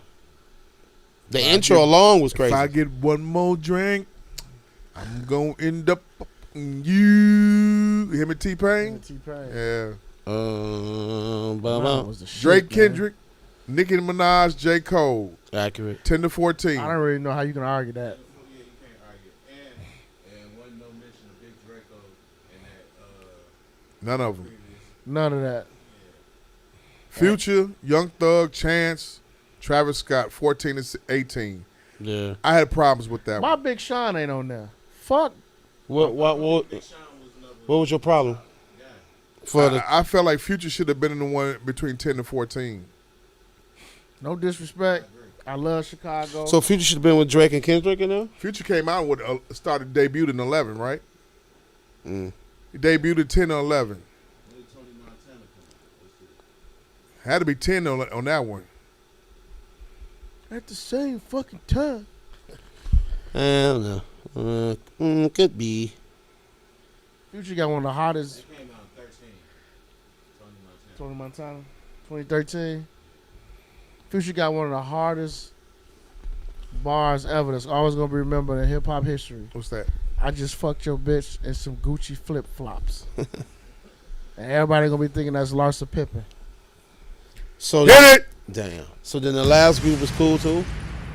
Yeah, I guess. Ain't nobody paying attention to that last group. Yeah, I was like, eh. Lil Nas X now. Baby, drop my phone. God Mama damn. Uabe man. did it. Mama Uwe blew out my Cardi phone out my B, hands. Lil Baby, the Baby, Roddy Rich. They can have it. Yeah, they got that shit. They can have it. Yeah, I was about to say AV. I will put it. I feel like Uzi and NBA YoungBoy deserve a mention. Uzi took the diamond out of his fucking head. All the ridicule. I don't think that shit was real. I don't think so either. Who give a fuck? Nigga, you can't put no shit in fucking your head and then come on, man. A decal. You know Bow Wow fell away. He put a decal. Pop it. Bow Wow fell away. He ain't on there. Bow Wow? You know he fell away.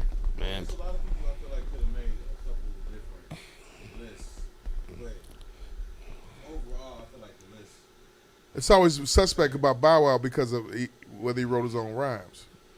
Yeah. Whether he wrote his own rhymes or not. Mr. 106 in Park, nigga. But see, rap is one of those thought processes, and it's the last thing that the black man invented. So, Nigga. What'd you say? He's supposed to say nigga after that. You know what I'm saying? Give me rewind. Mount Rushmore. Yes. Who was on that? It was a debate on about Mount Rushmore. Mount Rushmore I'm had. gonna let my brother take lead on this one. Mount Rushmore had. 'Cause I didn't know some of them bitches on there. The infamous Superhead. Okay. Then they had the most illustrious of asses in the game, Roxy Reynolds. Mm-hmm. Then they had Joliet's finest, Jasmine Cashmere. Mm-hmm. And then lastly, they had the newbie, the one everyone knows, the one LaMelo Ball might risk it all for. What are these, bro? Tiana Trump. So that was the mouth Rushmore that came out. Those four. I would have moved Superhead off of that list though. Why? She killed Marcus. But that was just Marcus. We can't put that up just for one. Now, I would have added either Carmen Hayes or Kitten. Yeah, Kitten. Kitten over So Carmen. I think one of those could have been. Yeah. What's her real name? I mean, what's her name? No, her porn name was Kitten. Gotta look her up. I'm gonna look her up on Pornhub. You know him when you see her. Yeah, when you see her. I know Kitten. Yeah, you know Kitten. You can even make a case for Sky Black. Yeah. Damn, nigga. Yeah, Sky Black. You can make it. Or her or what's her buddy name? Cherokee's buddy. What's the other her homie? What's her girlfriend at one time? The dark skinned chick? Yeah. Beauty. The big ass. Yeah. Beauty Dior? Yeah. There you go. Okay, so on my mouth Rushmore. Pause, all that. Say it Pause, all. pause. Say it. Pause On it. my mouth. God damn. On my choices. Go sit over there. Got you. For Mount Rushmore, I would have picked Pinky. I would have picked Pinky. I would pick Janet Jackman. I would have picked She's so animated. She's so animated. I got two, right? Janet Jackman definitely deserves to be on there. I don't give a fuck what nobody say. Carmen Hayes and I wasn't a fan of Roxy, and I know he's a fan of Roxy. I wasn't a fan of Roxy like that. But that fourth one, I want to say, fuck it. Say it. I'm going to say it. Say it. Cakey. With the Hit me with the bombs. That with the long ass that tongue. long ass reptile tongue. Yeah. Ain't enough porn on her, though. Nope. No. It's not. So then I got to scratch off, and I got to put She it like there. the Biggie of the rap. Ain't enough music. Right. Ain't enough for her. Ain't enough. She dope, but ain't enough She music. got a mini series in one clip. Come back to me. That on damn my Janet fourth Jackman. one. God damn. I want to say Jada Fire, but I'm like, She ain't no good dick she sucker. did too much white dick. Yeah, she for like me. white. Yeah. Yeah, because that's all you. Yeah, exactly. I don't like clear. We're looking at clear. Pinky dick. was terrible. You think Pinky was terrible? Sucking dick. She wasn't all that. Cherokee was awful. She got a big ass. Yeah. The ones you named, like Janet Jackman, they ate dick. Bombs. Yeah, like they invented that shit. Yeah. Carmen Hayes ate dick. Naomi Banks from Chicago. She eats dick. Okay, yeah, that's my three. She from out south too. Yeah. She cool as fuck too, boy. Just don't let her burp around you. Pop it.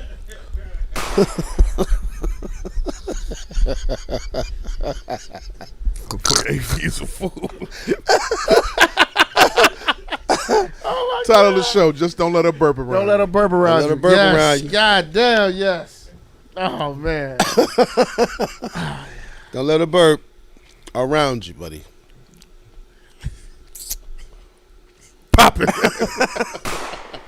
Oh shit. Oh my God, man. Pinky, y'all, you ain't like Pinky get ahead? Not No, head. I, Not you know, head, on bro. some real shit, I was more excited with Pinky when she started giving dick. When she got into God, we Joe, thinking she the was- same way. Joe. when she was giving dick. Oh my God. Yeah, that's She what was made nailing them bras, She was wasn't nailing them bitches. Strapped on, huh? Strapped on. You Strapped know who was up the original shouty. of that shit though? Huh? Vanessa Del Rio was the originator of that shit. Of giving Of bras? strap on. I never seen her with That's that the on. first porn I ever seen. Yeah, that was my first one seeing her with a First one I strap ever on. seen with her. With a broad? Yeah. Y'all fuck with Victoria Cakes. The big ass booty. She She What about her? She alright. she alright. She gives straps? She have, yeah. She had. I mean, right now, you know who got it right now, though? Who got it? Oh. Be Nasty. Oh my. Huh? But she got the amateur side sold up. You never heard of her? Look up Miss Be Nasty. Yeah, I never heard of her. Look up Miss Be Nasty. She got it right now. She has it right now. Oh, okay. She has it right now. God damn, she has it right now. Okay, so we talked about that. Where we at on time, brother? 2 hours, 2:02. Cool. Cool. Black Wall Street, 100 years, man. Yeah. I watched some of that documentary with Keith the other day. That doc. Yeah. Okay, which one did you watch now? The one on the History Channel, whatever that is. Okay, cool. All I right. watched the one LeBron and Maverick I ain't did. watched that yet. Yeah, What's, that that, was- what's that on? It's shit. I don't know. Keith had on that streaming site on the catch up. I don't know exactly where it was at. Okay, But, I'll try to find it. but yeah, we watched it. It was what little I saw, like, I watched the one on CNN and one on the History Channel. and then Keisha made a statement like, seeing that should make if white people see that, if the crackers see that, that should make them sympathetic to our cause and all that shit. But then I'd be like, no, because just an hour ago, 20 motherfuckers got shot on South Chicago. So, next. You know what I'm saying? Like, I don't know, man. Man, Just, matter of fact, shit, what happened tonight? You know what I'm saying? Just what? I just feel like the story of Tulsa should have been told Long time a ago? long time ago and in schools. Yeah. Because the shit, I don't think people knew that they was dropping bombs Like that. on an American city. Now, this is some real shit, man. I mean, you talk about, listen, I know, I get it. This don't go for all white people.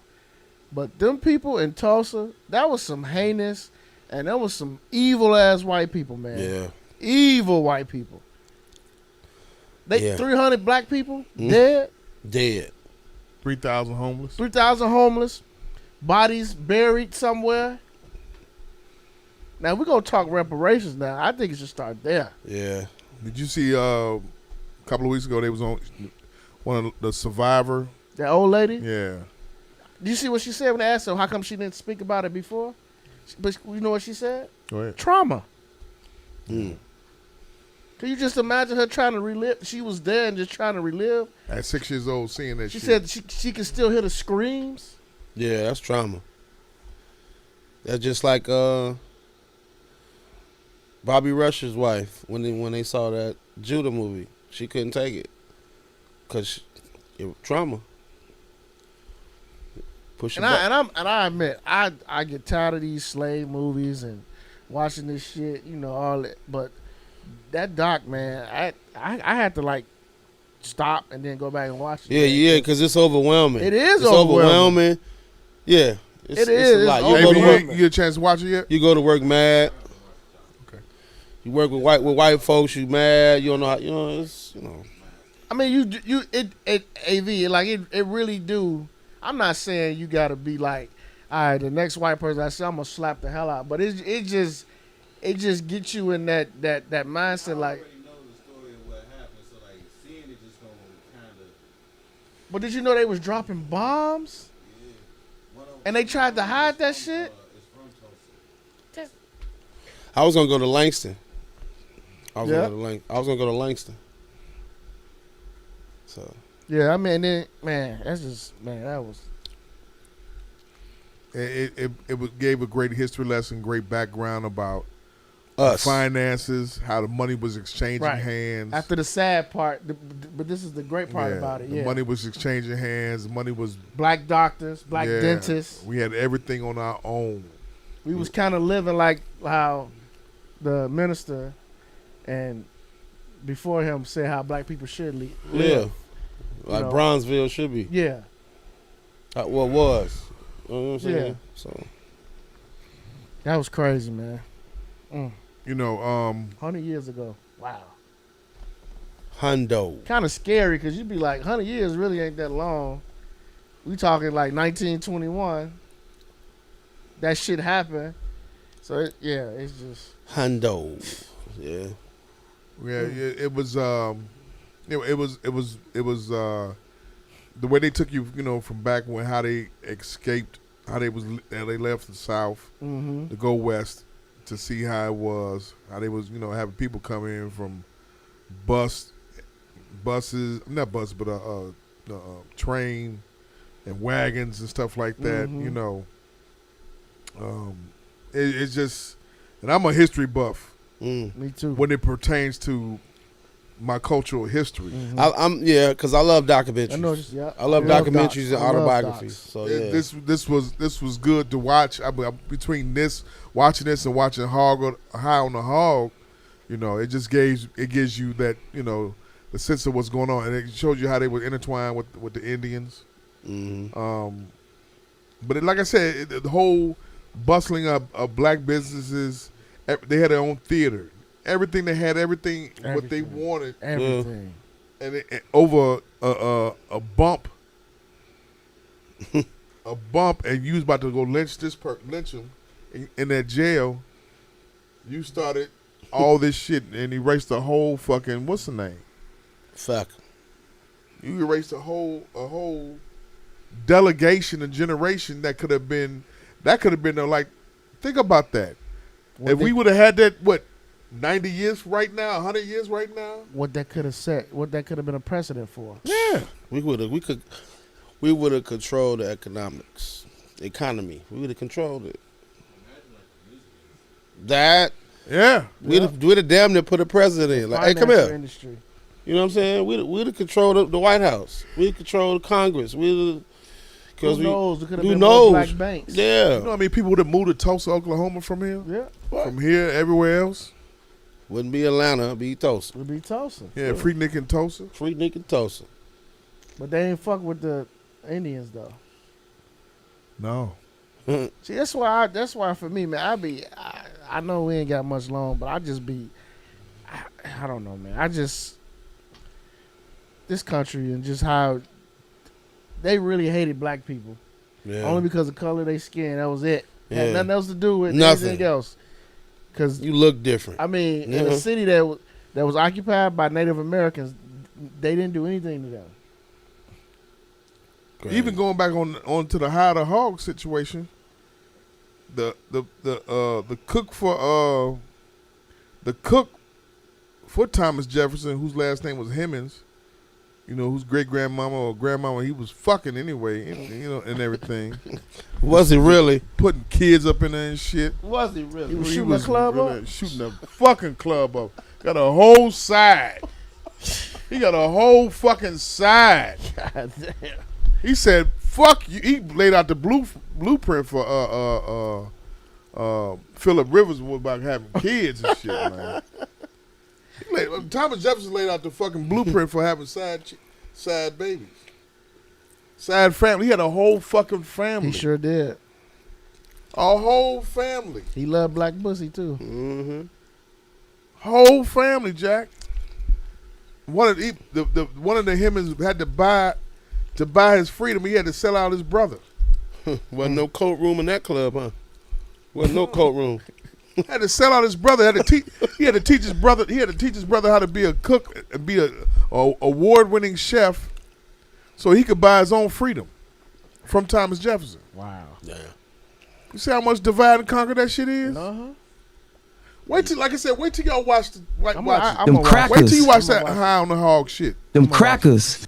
Crackers, man. I'm gonna watch it. I'm actually. I'm gonna watch it. I'm off tomorrow, so. Kyrie stepping on the leprechaun. I loved it. Well, incite the game. Fuck it. I loved it. Bobs. It's this nigga. Incite the game. Incite the game. Fuck it.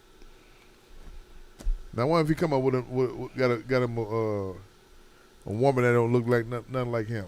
She don't. Who, Kyrie? His baby mama don't look like him. Who, Kyrie? Yeah. You like white people? You didn't know that? You like white people? His baby mama is a Karen. Huh. Fuck all that sage burning. You got a Karen. Working title number 2. Fuck all that. Fuck all that sage burning. He got a Karen. Pop it!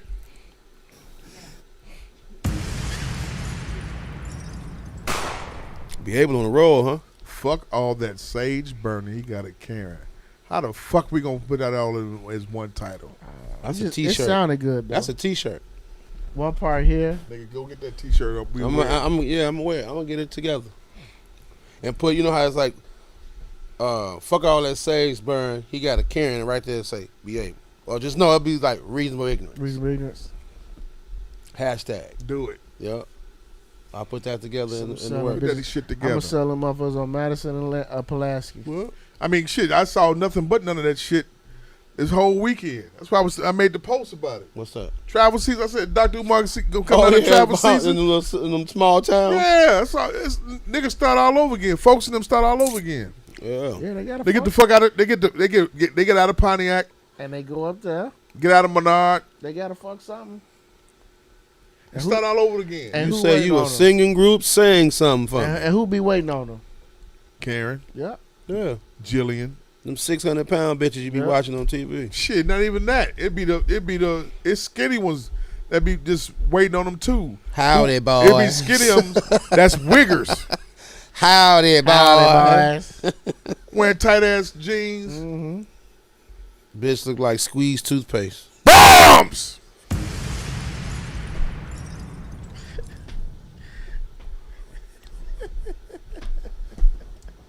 No. What's wrong? No, he didn't say squeezed toothpaste. My God. Bitch look like squeezed toothpaste. Oh my God. Visualize that. This is Working title number 3. Damn. This is amazing. Bitch look like. I've never heard that shit before ever. Nigga, did you just make that up or you just? This came off the top, my Bitch dude. like squeezed. Nah, every time I gotta. Every time you squeeze I the got, no. What's gonna happen is I gotta go down to Louisville. In 2 weeks, 3 weeks ago, in 2 weeks ago, I gotta go back to Naptown, then Louisville the following week right after that for another travel season game. Mm-hmm. And all I'm gonna think about what he just said. Toothpaste. Squeeze toothpaste. Look at this squeeze toothpaste ass. And your wife will be like, "Why you laughing?" If only you knew. My God, man. My God. My God. Hit that, my God. Hit it. My God. Jeff. My God. If you still listening, make sure you send it over, though. That's all I'm going to say. My God. My God. Okay. Church. I don't care if you got out early or not. You gotta Church send on it the over, move. baby. Give me a rewind. East Coast basketball fans, Jack. What the fuck going on, man? They crazy, Joe. Philly, Boston, New York. Crazy. Is it because of the pandemic? And you know, I'm so sick of that. It is, but I'm so sick of that as a crutch. You know what I'm saying? Like motherfuckers are coming outside, they crazy. and they young too. They young and crazy. Young too, Jamal. They don't give a fuck. It's just Entitled. entitled. The temperature of fellow man is gone. It's just these motherfuckers out here crazy, man. Dude threw the ball at Kyrie, and then when he get arrested, he looking at the like, what the fuck I do? What you Yeah, doing? like I voted for Trump. Pop it. I mean, I ain't gonna never make no more references, but I hate hit. You know what I'm saying? But Blood, I saw spit that. At Trae Young. He spit at Trae Young. Why did Trae reacted? No, Trae He should have didn't know it reacted. though. He said he didn't realize it until someone told him about it when the game was over. Did you hear what they told Ja Morant's dad? What he told him? Put a quarter in your back and dance a jig. Boy. Who told him? Utah did? A fan. A fan.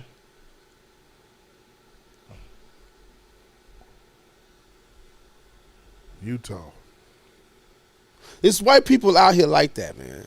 I dealt with a customer like that. If Donovan brings them a championship, best believe next year or the year after, he gonna want to get traded. I don't think he gonna stay there. Who, Donovan? Yeah, I don't believe he gonna stay there. Where he gonna go? I don't know, but I don't think he gonna. When his deal is up, I don't think he gonna stay there. I just call it crazy. I don't know. I just don't. He's about to make $500 million for the NBA.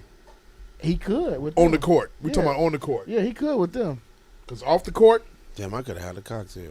When he goes to a different spot, Mm-hmm. he finna make bank. Yeah, and still be young. And still be young. Because when he's done with this deal, he'll be how old? I don't even think he'll be 27. God damn. Jason Tatum too. He another one. I don't know, man. Like you said, these guys know how much money they can make now. They Yeah. know that now. Tatum, how old is only 20? 21? 21, 22, one of them. They know they worth, yo. He's finna make Michael half. Conley showed him that. Come here, Dad. Go give me some money. Put a quarter in his back and go do a jig, huh? Boy. Right in front of his fucking wife. Uh-huh. I had a customer at work like that, man. It was customers, black folks. It was us. Lady was waiting in line. I'm dealing with a black couple. This white guy walks up behind me where the dishwashers are and just said, I need a dishwasher. How soon can I get it? We all, as a singing group, we was damn like a singer, looked at him like, excuse you? He was like, dishwasher. How soon can I get it? I said, man, you don't see all these people right here? I'm just going to stop what I'm doing to talk to you? No, we don't do that over here. He had to wait. He got impatient, went to the paint department and said, you sell appliances. They called me on the phone like, Cal, the guy over here needs some help. White guy, well, he going to keep needing because I ain't rushing until I'm done. They out here. You just have to stand your ground. They out here. They out here. And they in Utah, too. Oh, yeah, they in Utah. They like in Utah. Sure, they in Utah. They in Utah. Like the sun in the sky, they in Utah. Swear. That's the state that I don't want to. I wouldn't have no reason to want to. Me either. I don't know. Why would I need to go there? Yeah, why go? Wow. I wanted to go to Arizona for the Grand Canyon, but I'm like, fuck that. It's one in Vegas. Hit it. Shit, it's one in Vegas. Yeah, I want to visit Arizona too. It's hot as fuck. Yeah, that's another reason that ain't hot. where a big nigga like me gonna run to. A lot of niggas out there though from Chicago's out there though. In Vegas? Oh, yeah. Vegas and Arizona? Hell yeah. They out there, boy. Yeah. The migration west. And, yeah. I gotta go there next month. Houston is so Chicago. They have house music festivals in Houston. Sure do. They just had one in Dallas too. Yeah, Bulu does them all the time. Niggas Bulu does them in Dallas. Niggas, The one in Dallas. Okay, man. And from Chicago, they say. Huh? Yeah, we everywhere. You know they say we leaving Chicago like that. We leaving it crazy. Yeah, I want to go too. I want to Indiana. I'm on it. Ain't going to Florida though. You ain't going to Fuck Florida? that. No. Why? They got to change some laws in Florida before I go there. Fuck. If I fired in the street, they'll try to get me 25 to life. Come here. You polluting the air, little nigga. And don't that. let it stink. Yeah. Oh, you about to get life in jail. You dead, nigga. You doing 6 months. You dead, nigga. Yeah, what do you do, man? I fired. Where we at? All right, cool. 10 more minutes we're done. 10 more. All right. Woo. Give me a rewind. Real quick. Let's go back to athletes again. Okay. Athletes and their bodies. Why are Chicago athletes not durable? Can you give me some context besides the obvious? What's the obvious? The obvious guys you referring to? Context is this. From what I heard was that D Wade told LeBron he had never had a vegetable or never ate vegetables at all on a consistent till he was 28, 29 years old. You grew up in the hood. I can understand that. Yeah, Flaming Hots, 28, quarter 29 water years old. juices. I can understand that. Yeah. If you take a look at it, our Chicago athletes, durability in the NFL, durability in the NBA or any other sports, it doesn't last long. AD, always problems with body. Jabari, Rose, D Wade. Who else? They said some of that comes from playing indoor and outdoor. Playing on the court and on concrete. You're not blaming on the diet. You're blaming it on playing indoor and outdoor. Go ahead. I mean, that's just like with Derek's issue. It was playing on concrete versus going to that gym. That was like wear and tear on, you know what I'm saying? It was like wear and tear like on some struts on the truck or car. But they diets is fucked up. Because shit, Derek used to eat a trough of candy. Well, all of them do, man. Trough. You know what I'm saying? Flaming Hots, that corner store shit. You know what I'm saying? Coach? Them quarter water juices. I don't know, Jamal. I don't know if I don't know, man, because when we look at ACL tears and stuff and the knee injuries like that, I think sometimes it's more had to do with bad luck. I don't know I just don't know if we can solely put it on a diet. If you're not tending to your body correctly from an adolescent in sports up until you make it to the NBA when you're getting worth $200-something million contracts, $50 million, 75, you know what I'm talking about. The durability of each one of those stars, even along with Kyrie, or maybe quite possibly along with KD, the durability for those stars and for those athletes has not been great. And it goes back to the diet makeup, and you're saying something dealing with concrete. I mean, it's all of it. It's a little bit of everything. But it's also got to be with diet. It's like Kyle Hurd was like today was like with AD, it's something wrong with him physically. Every year of his NBA season, he's always injured and always fragile. I mean, that growth spurt, I think, has something to do with it, too. That growth spurt was freaky, man. I think him being as tall as he is and him growing into that height So fast. I think that probably has a lot, because a lot of his injuries is lower body stuff. It's like in his legs. It'd be soft tissue injuries. So what are they not doing right? What Shannon's like, he needs a reset. Yeah. But what does a reset consist of?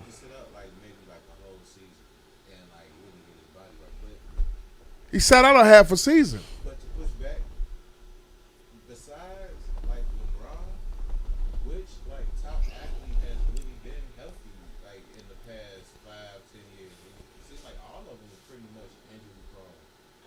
Like KD been out of there. Why? Yeah. No limits restrictions. I mean, Dame's been healthy. Dame's been durable. James Harden is considered a durable player. Westbrook. No, Westbrook had knee injuries. Again, I say to me, I just think it's bad luck. That's what I'm saying. Like it's a lot of injured players. Kobe Bryant played almost 20 years before he got his very first real bad injury, which was an Achilles. Yeah. Isaiah Thomas went his entire career playing. The only thing he ever did was once break his thumb, and then after that, he tore his Achilles at 32. So I mean, I don't know. I don't know. I mean, if the science can point to that, if there's some like real science that can point to that being the issue, then maybe that is. But I just think with these knee injuries. The only hood that these kids coming from, like I'm pretty sure them kids coming from New York and LA LeBron's from Akron. Yeah, I'm pretty sure. But LeBron, he might have been a little bit different just because when he was in high school, it was already expected for him to be like the next. No, but I'm saying, well, I'm sure he wasn't eating vegetables. You still doing bullshit? You know what I'm saying? Yeah, we can. Because we know Chicago, So you- growing up in the hood, we ain't eat no damn. I Not didn't a eat no lot of asparagus growing up. Yeah. Not a lot. All right, you gotta go. Not really. It's just, you know. Yeah, so that's what I'm saying. So I don't. You got something to I don't know. I think AD and B, them guys like that are just injury prone. And B just now started playing 7 years ago. Yeah. Yep. Yeah. You don't know what kind of diet he was going through and what he was having. I'm sure they was eating berries and shit over there. Pop it. He was eating sauteed elephant tusk. Bombs. Saute elephant nuts. Sauteed them. Tiger bomb. Tiger bomb. I'm still looking for that shit. You ever had that? No, I'm I looking want forward some. to. I want to Hey, try. Coach, it. you ever had that peanut butter screwball? No, I want to try peanut butter whiskey. I want to check it I out. want to try that too. Rewind. So, what's the consensus on it? You saying what? I just think it has more to do with Bad luck, freak of nature. You know what I'm saying? Nothing to do with diet, nothing to do with how you treat your body. And these shoes ain't shit either. But that's a whole nother conversation. Whose shoes? God These damn. shoes. These None of these shoes shoes that's ain't being shit? made. That's being Oh, made now. yeah. They None house of them ain't shoes. shit? I just don't think they made the same anymore. They house It's shoes. more about the style now, the look, versus the science when it comes to gravity. So, go ahead. Are you a fan of hooping in low tops? No. But my favorite player. Right. Yeah. So he made it cool to hoop in them. In low tops. But no, but I'm I don't not. think AD should be hooping in low tops either. You hooping A in lot of Kobe's, guys right? do. Huh? A lot of Hooping guys in hooping Kobe's. Kobe's in the league. Yeah. Kobe's is like the number one worn shoe. I understand that, but I don't think a big man should be hooping in Kobe's. I don't think basketball players should hoop in low low cut shoes. I Period. give you a pass on mids, but but the lows, no way you should hoop in them. I was always taught you need something to support That ankle. That ankle. Yeah. I guess that's the reason why I keep my boy in his high tops. Yeah. But the guys hooping the lows. Lows. Harden got it. He got them. Dame got some. Yeah, he do. Dame got some. Yeah. Derek don't. Derek got high tops. High tops. Yeah. That's a Derek nice got pair high you tops. put up Chicago too. dude. That's a nice pair you put up too. Which ones? The ones for you and your son when y'all was about to go on the I road. appreciate that. I fuck with D Rose sneakers, man. I had a I very unique just pair I scrolled over sold. Huh? You say what? I just kept scrolling. Pop it. Coach. Me too, coach. And then I went back and said, you know what? I love my man. Good Hey, representation. He was balling out. In the, Yeah, he was balling. Yeah, He was balling out, and them green ones in the white ones. I gave him. I got them both pair. He's like, oh yeah, That's what's up. it's travel season. That's what's So up. you got to shine in travel season. I appreciate the therapy that y'all gave me as far as dealing with that situation there. Because the main thing, not just to piggyback off of it, the main thing that bothered you was it made you feel uncomfortable. And it made you feel like you compromise what you believe in. Yeah. And that's the worst thing that compromise your creed. You know what I mean? To question your creed, and then you have to bring it to the table like, listen, this is my creed. Or they got to know you. You got to know your personnel. Yeah. And if that's all. It ain't even ego. It ain't even pride. It's just your belief, your creed. You got to value value the personnel that you got. Yeah. It's like, you got to. This kid, I got to worry about his happiness. Because the thing is, my always rule of thumb was, man, once parents take the kid out the equation in sports, who the fuck is it for? Yeah. You know what I'm saying? Mm-hmm. I saw it all the time working for the park district. Is it about you or the shorty? Is you complain that he ain't playing because of you bragging he playing? You know what I'm saying? Yeah. It ain't all about helping mine, you helping me. So help me help you, that kind of shit. Because I done heard wild shit. I done seen wild shit. But I mean, But loyalty runs deep at you, Maul, and that's what got questioned. Yeah. That's all. Loyalty does run deep. Yeah. I mean, I don't want to take him off that team. He doesn't want to go off the team, but at the same time, when he's with the other team, I mean, he's talking to the kids on phone. Yeah. You building rapport, relationships. You want that. They IGing each other, phone. They stay in contact. Yeah. They talking in groups together, sitting down, talking in groups together, walking around with their arms around each other and pause. You know what I'm saying? All that kind of shit. And with this other team, cause it's like it's an elite team with top players on it, but it's not that many. It's like 8 kids, but it's scattered. And then, you know, he feels like they're not going to pass me the ball. They just want me to do dirty work, set the picks, do dirty work and stuff like that, get the rebounds. Like she said it herself. He's aggressive. He's the most aggressive on the team. That's why we needed him. I'm like, shit, I didn't think y'all needed him at all because you didn't play him like you needed him on Tuesday. Action speaks. Because you got to remember, too, man, when you're in a place that you don't want to be, that's called jail. Yeah. Yeah. You dig? So I never want to be there ever. That's what I'm saying. So if you don't want to be there as an adult, it's like a no-brainer for your seed not to be there like that. It's a no-brainer. Good point. Rewind. Real quick. Well, damn. I'm yawning and shit. Goddamn. I let my adult daughter and her toddler live with me. She does nothing as her kid destroys my home. I live streamed my confrontation with her, and she accused my boyfriend of cheating on me and giving me STDs. The video went viral, and he dumped me. Heartbroken. Advice. Bitch, go in the back room and finish line on your PPP loan.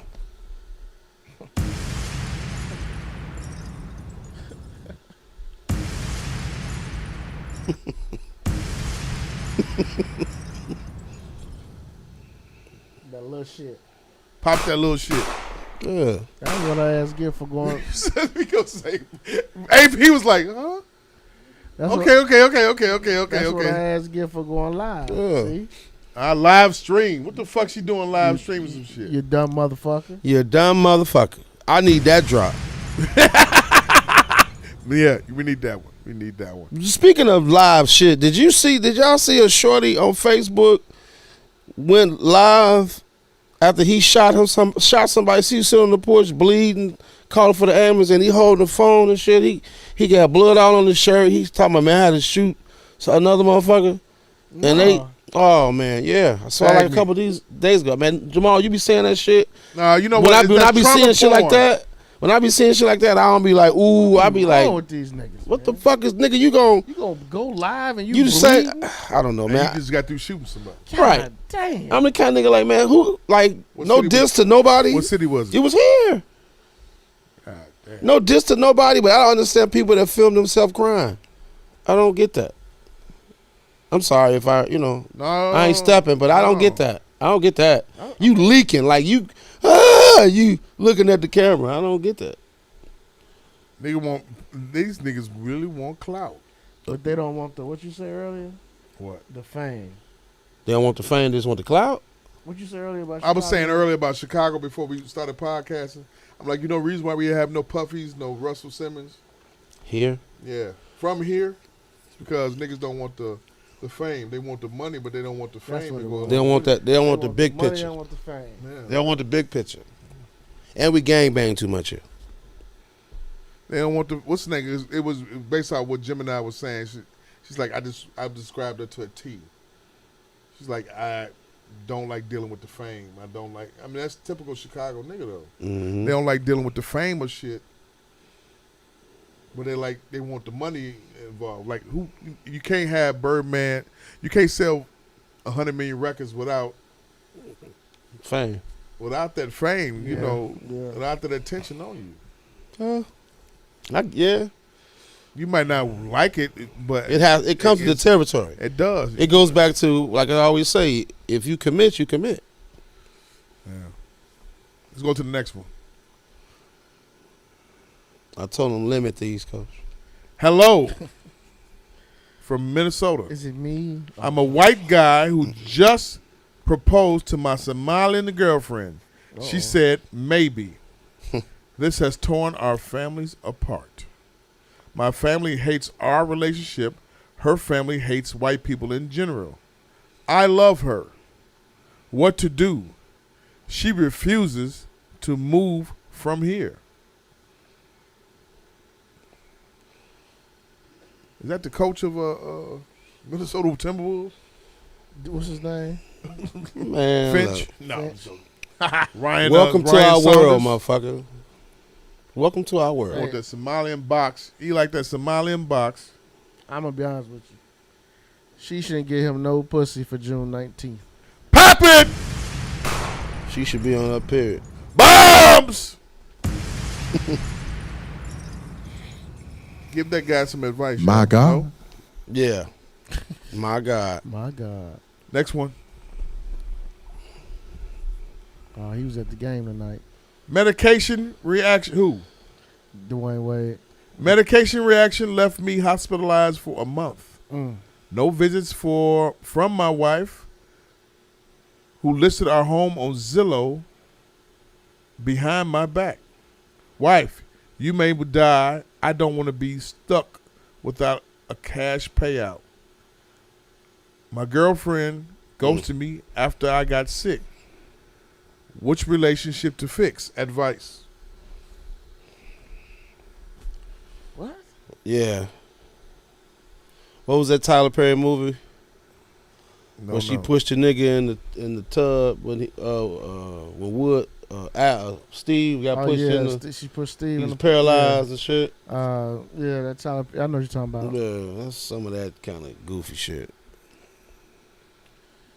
Yeah. Why do you? I don't know. That was Tyler Perry's burner account that wrote that shit. Pop it. My new boyfriend, 22, has a criminal record. He's also the same age as my oldest son. Each time I leave the house, my son makes me and my boyfriend take a photo so he can document the last thing y'all wearing in case something pops off. I'm between jobs right now, so I'm living in my son's apartment.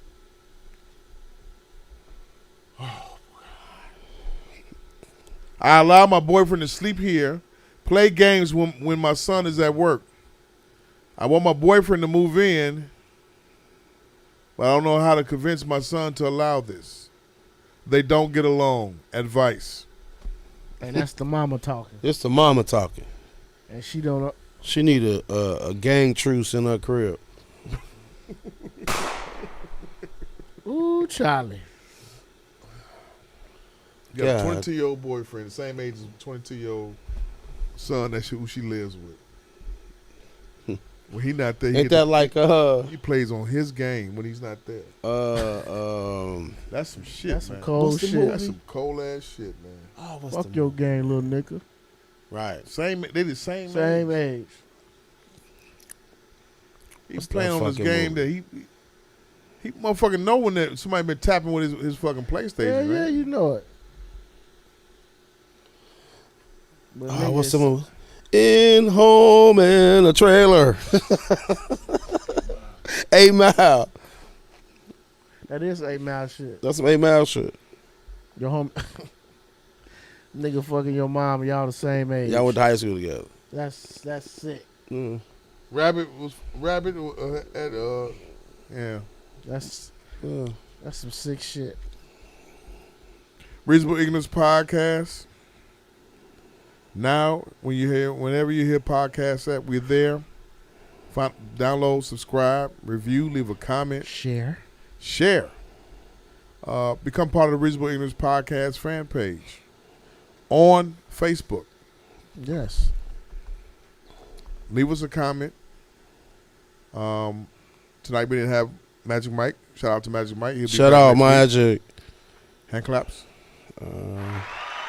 Jeff the Illis was here, and Jeff the Illis was gone. I got Cal on my left. Cal. Cora on my right. How are you? A Vizel on the boards, who's a Jeezy fan. Snowman NBA Tees. And NBA Youngboy fan. Yes. Who's locked up for the next 10 years. Along with the baby. That nigga stays in fucking trouble. It's coming. The baby, I swear, big. They gonna fry his ass if they find out he was part of that damn shootout in Miami. It was two different ones or the same one? They say this is the one that them niggas got out the. That's what that was? That's what they said, so. Hold on. Are you serious? Yeah. I'm gonna send you a little article. They said that was him? Well, he being questioned. Damn. That's what you just said. Damn. I don't know. That's that Prime 112 state. The other one was at an outdoor concert. I'm talking about the one at the concert.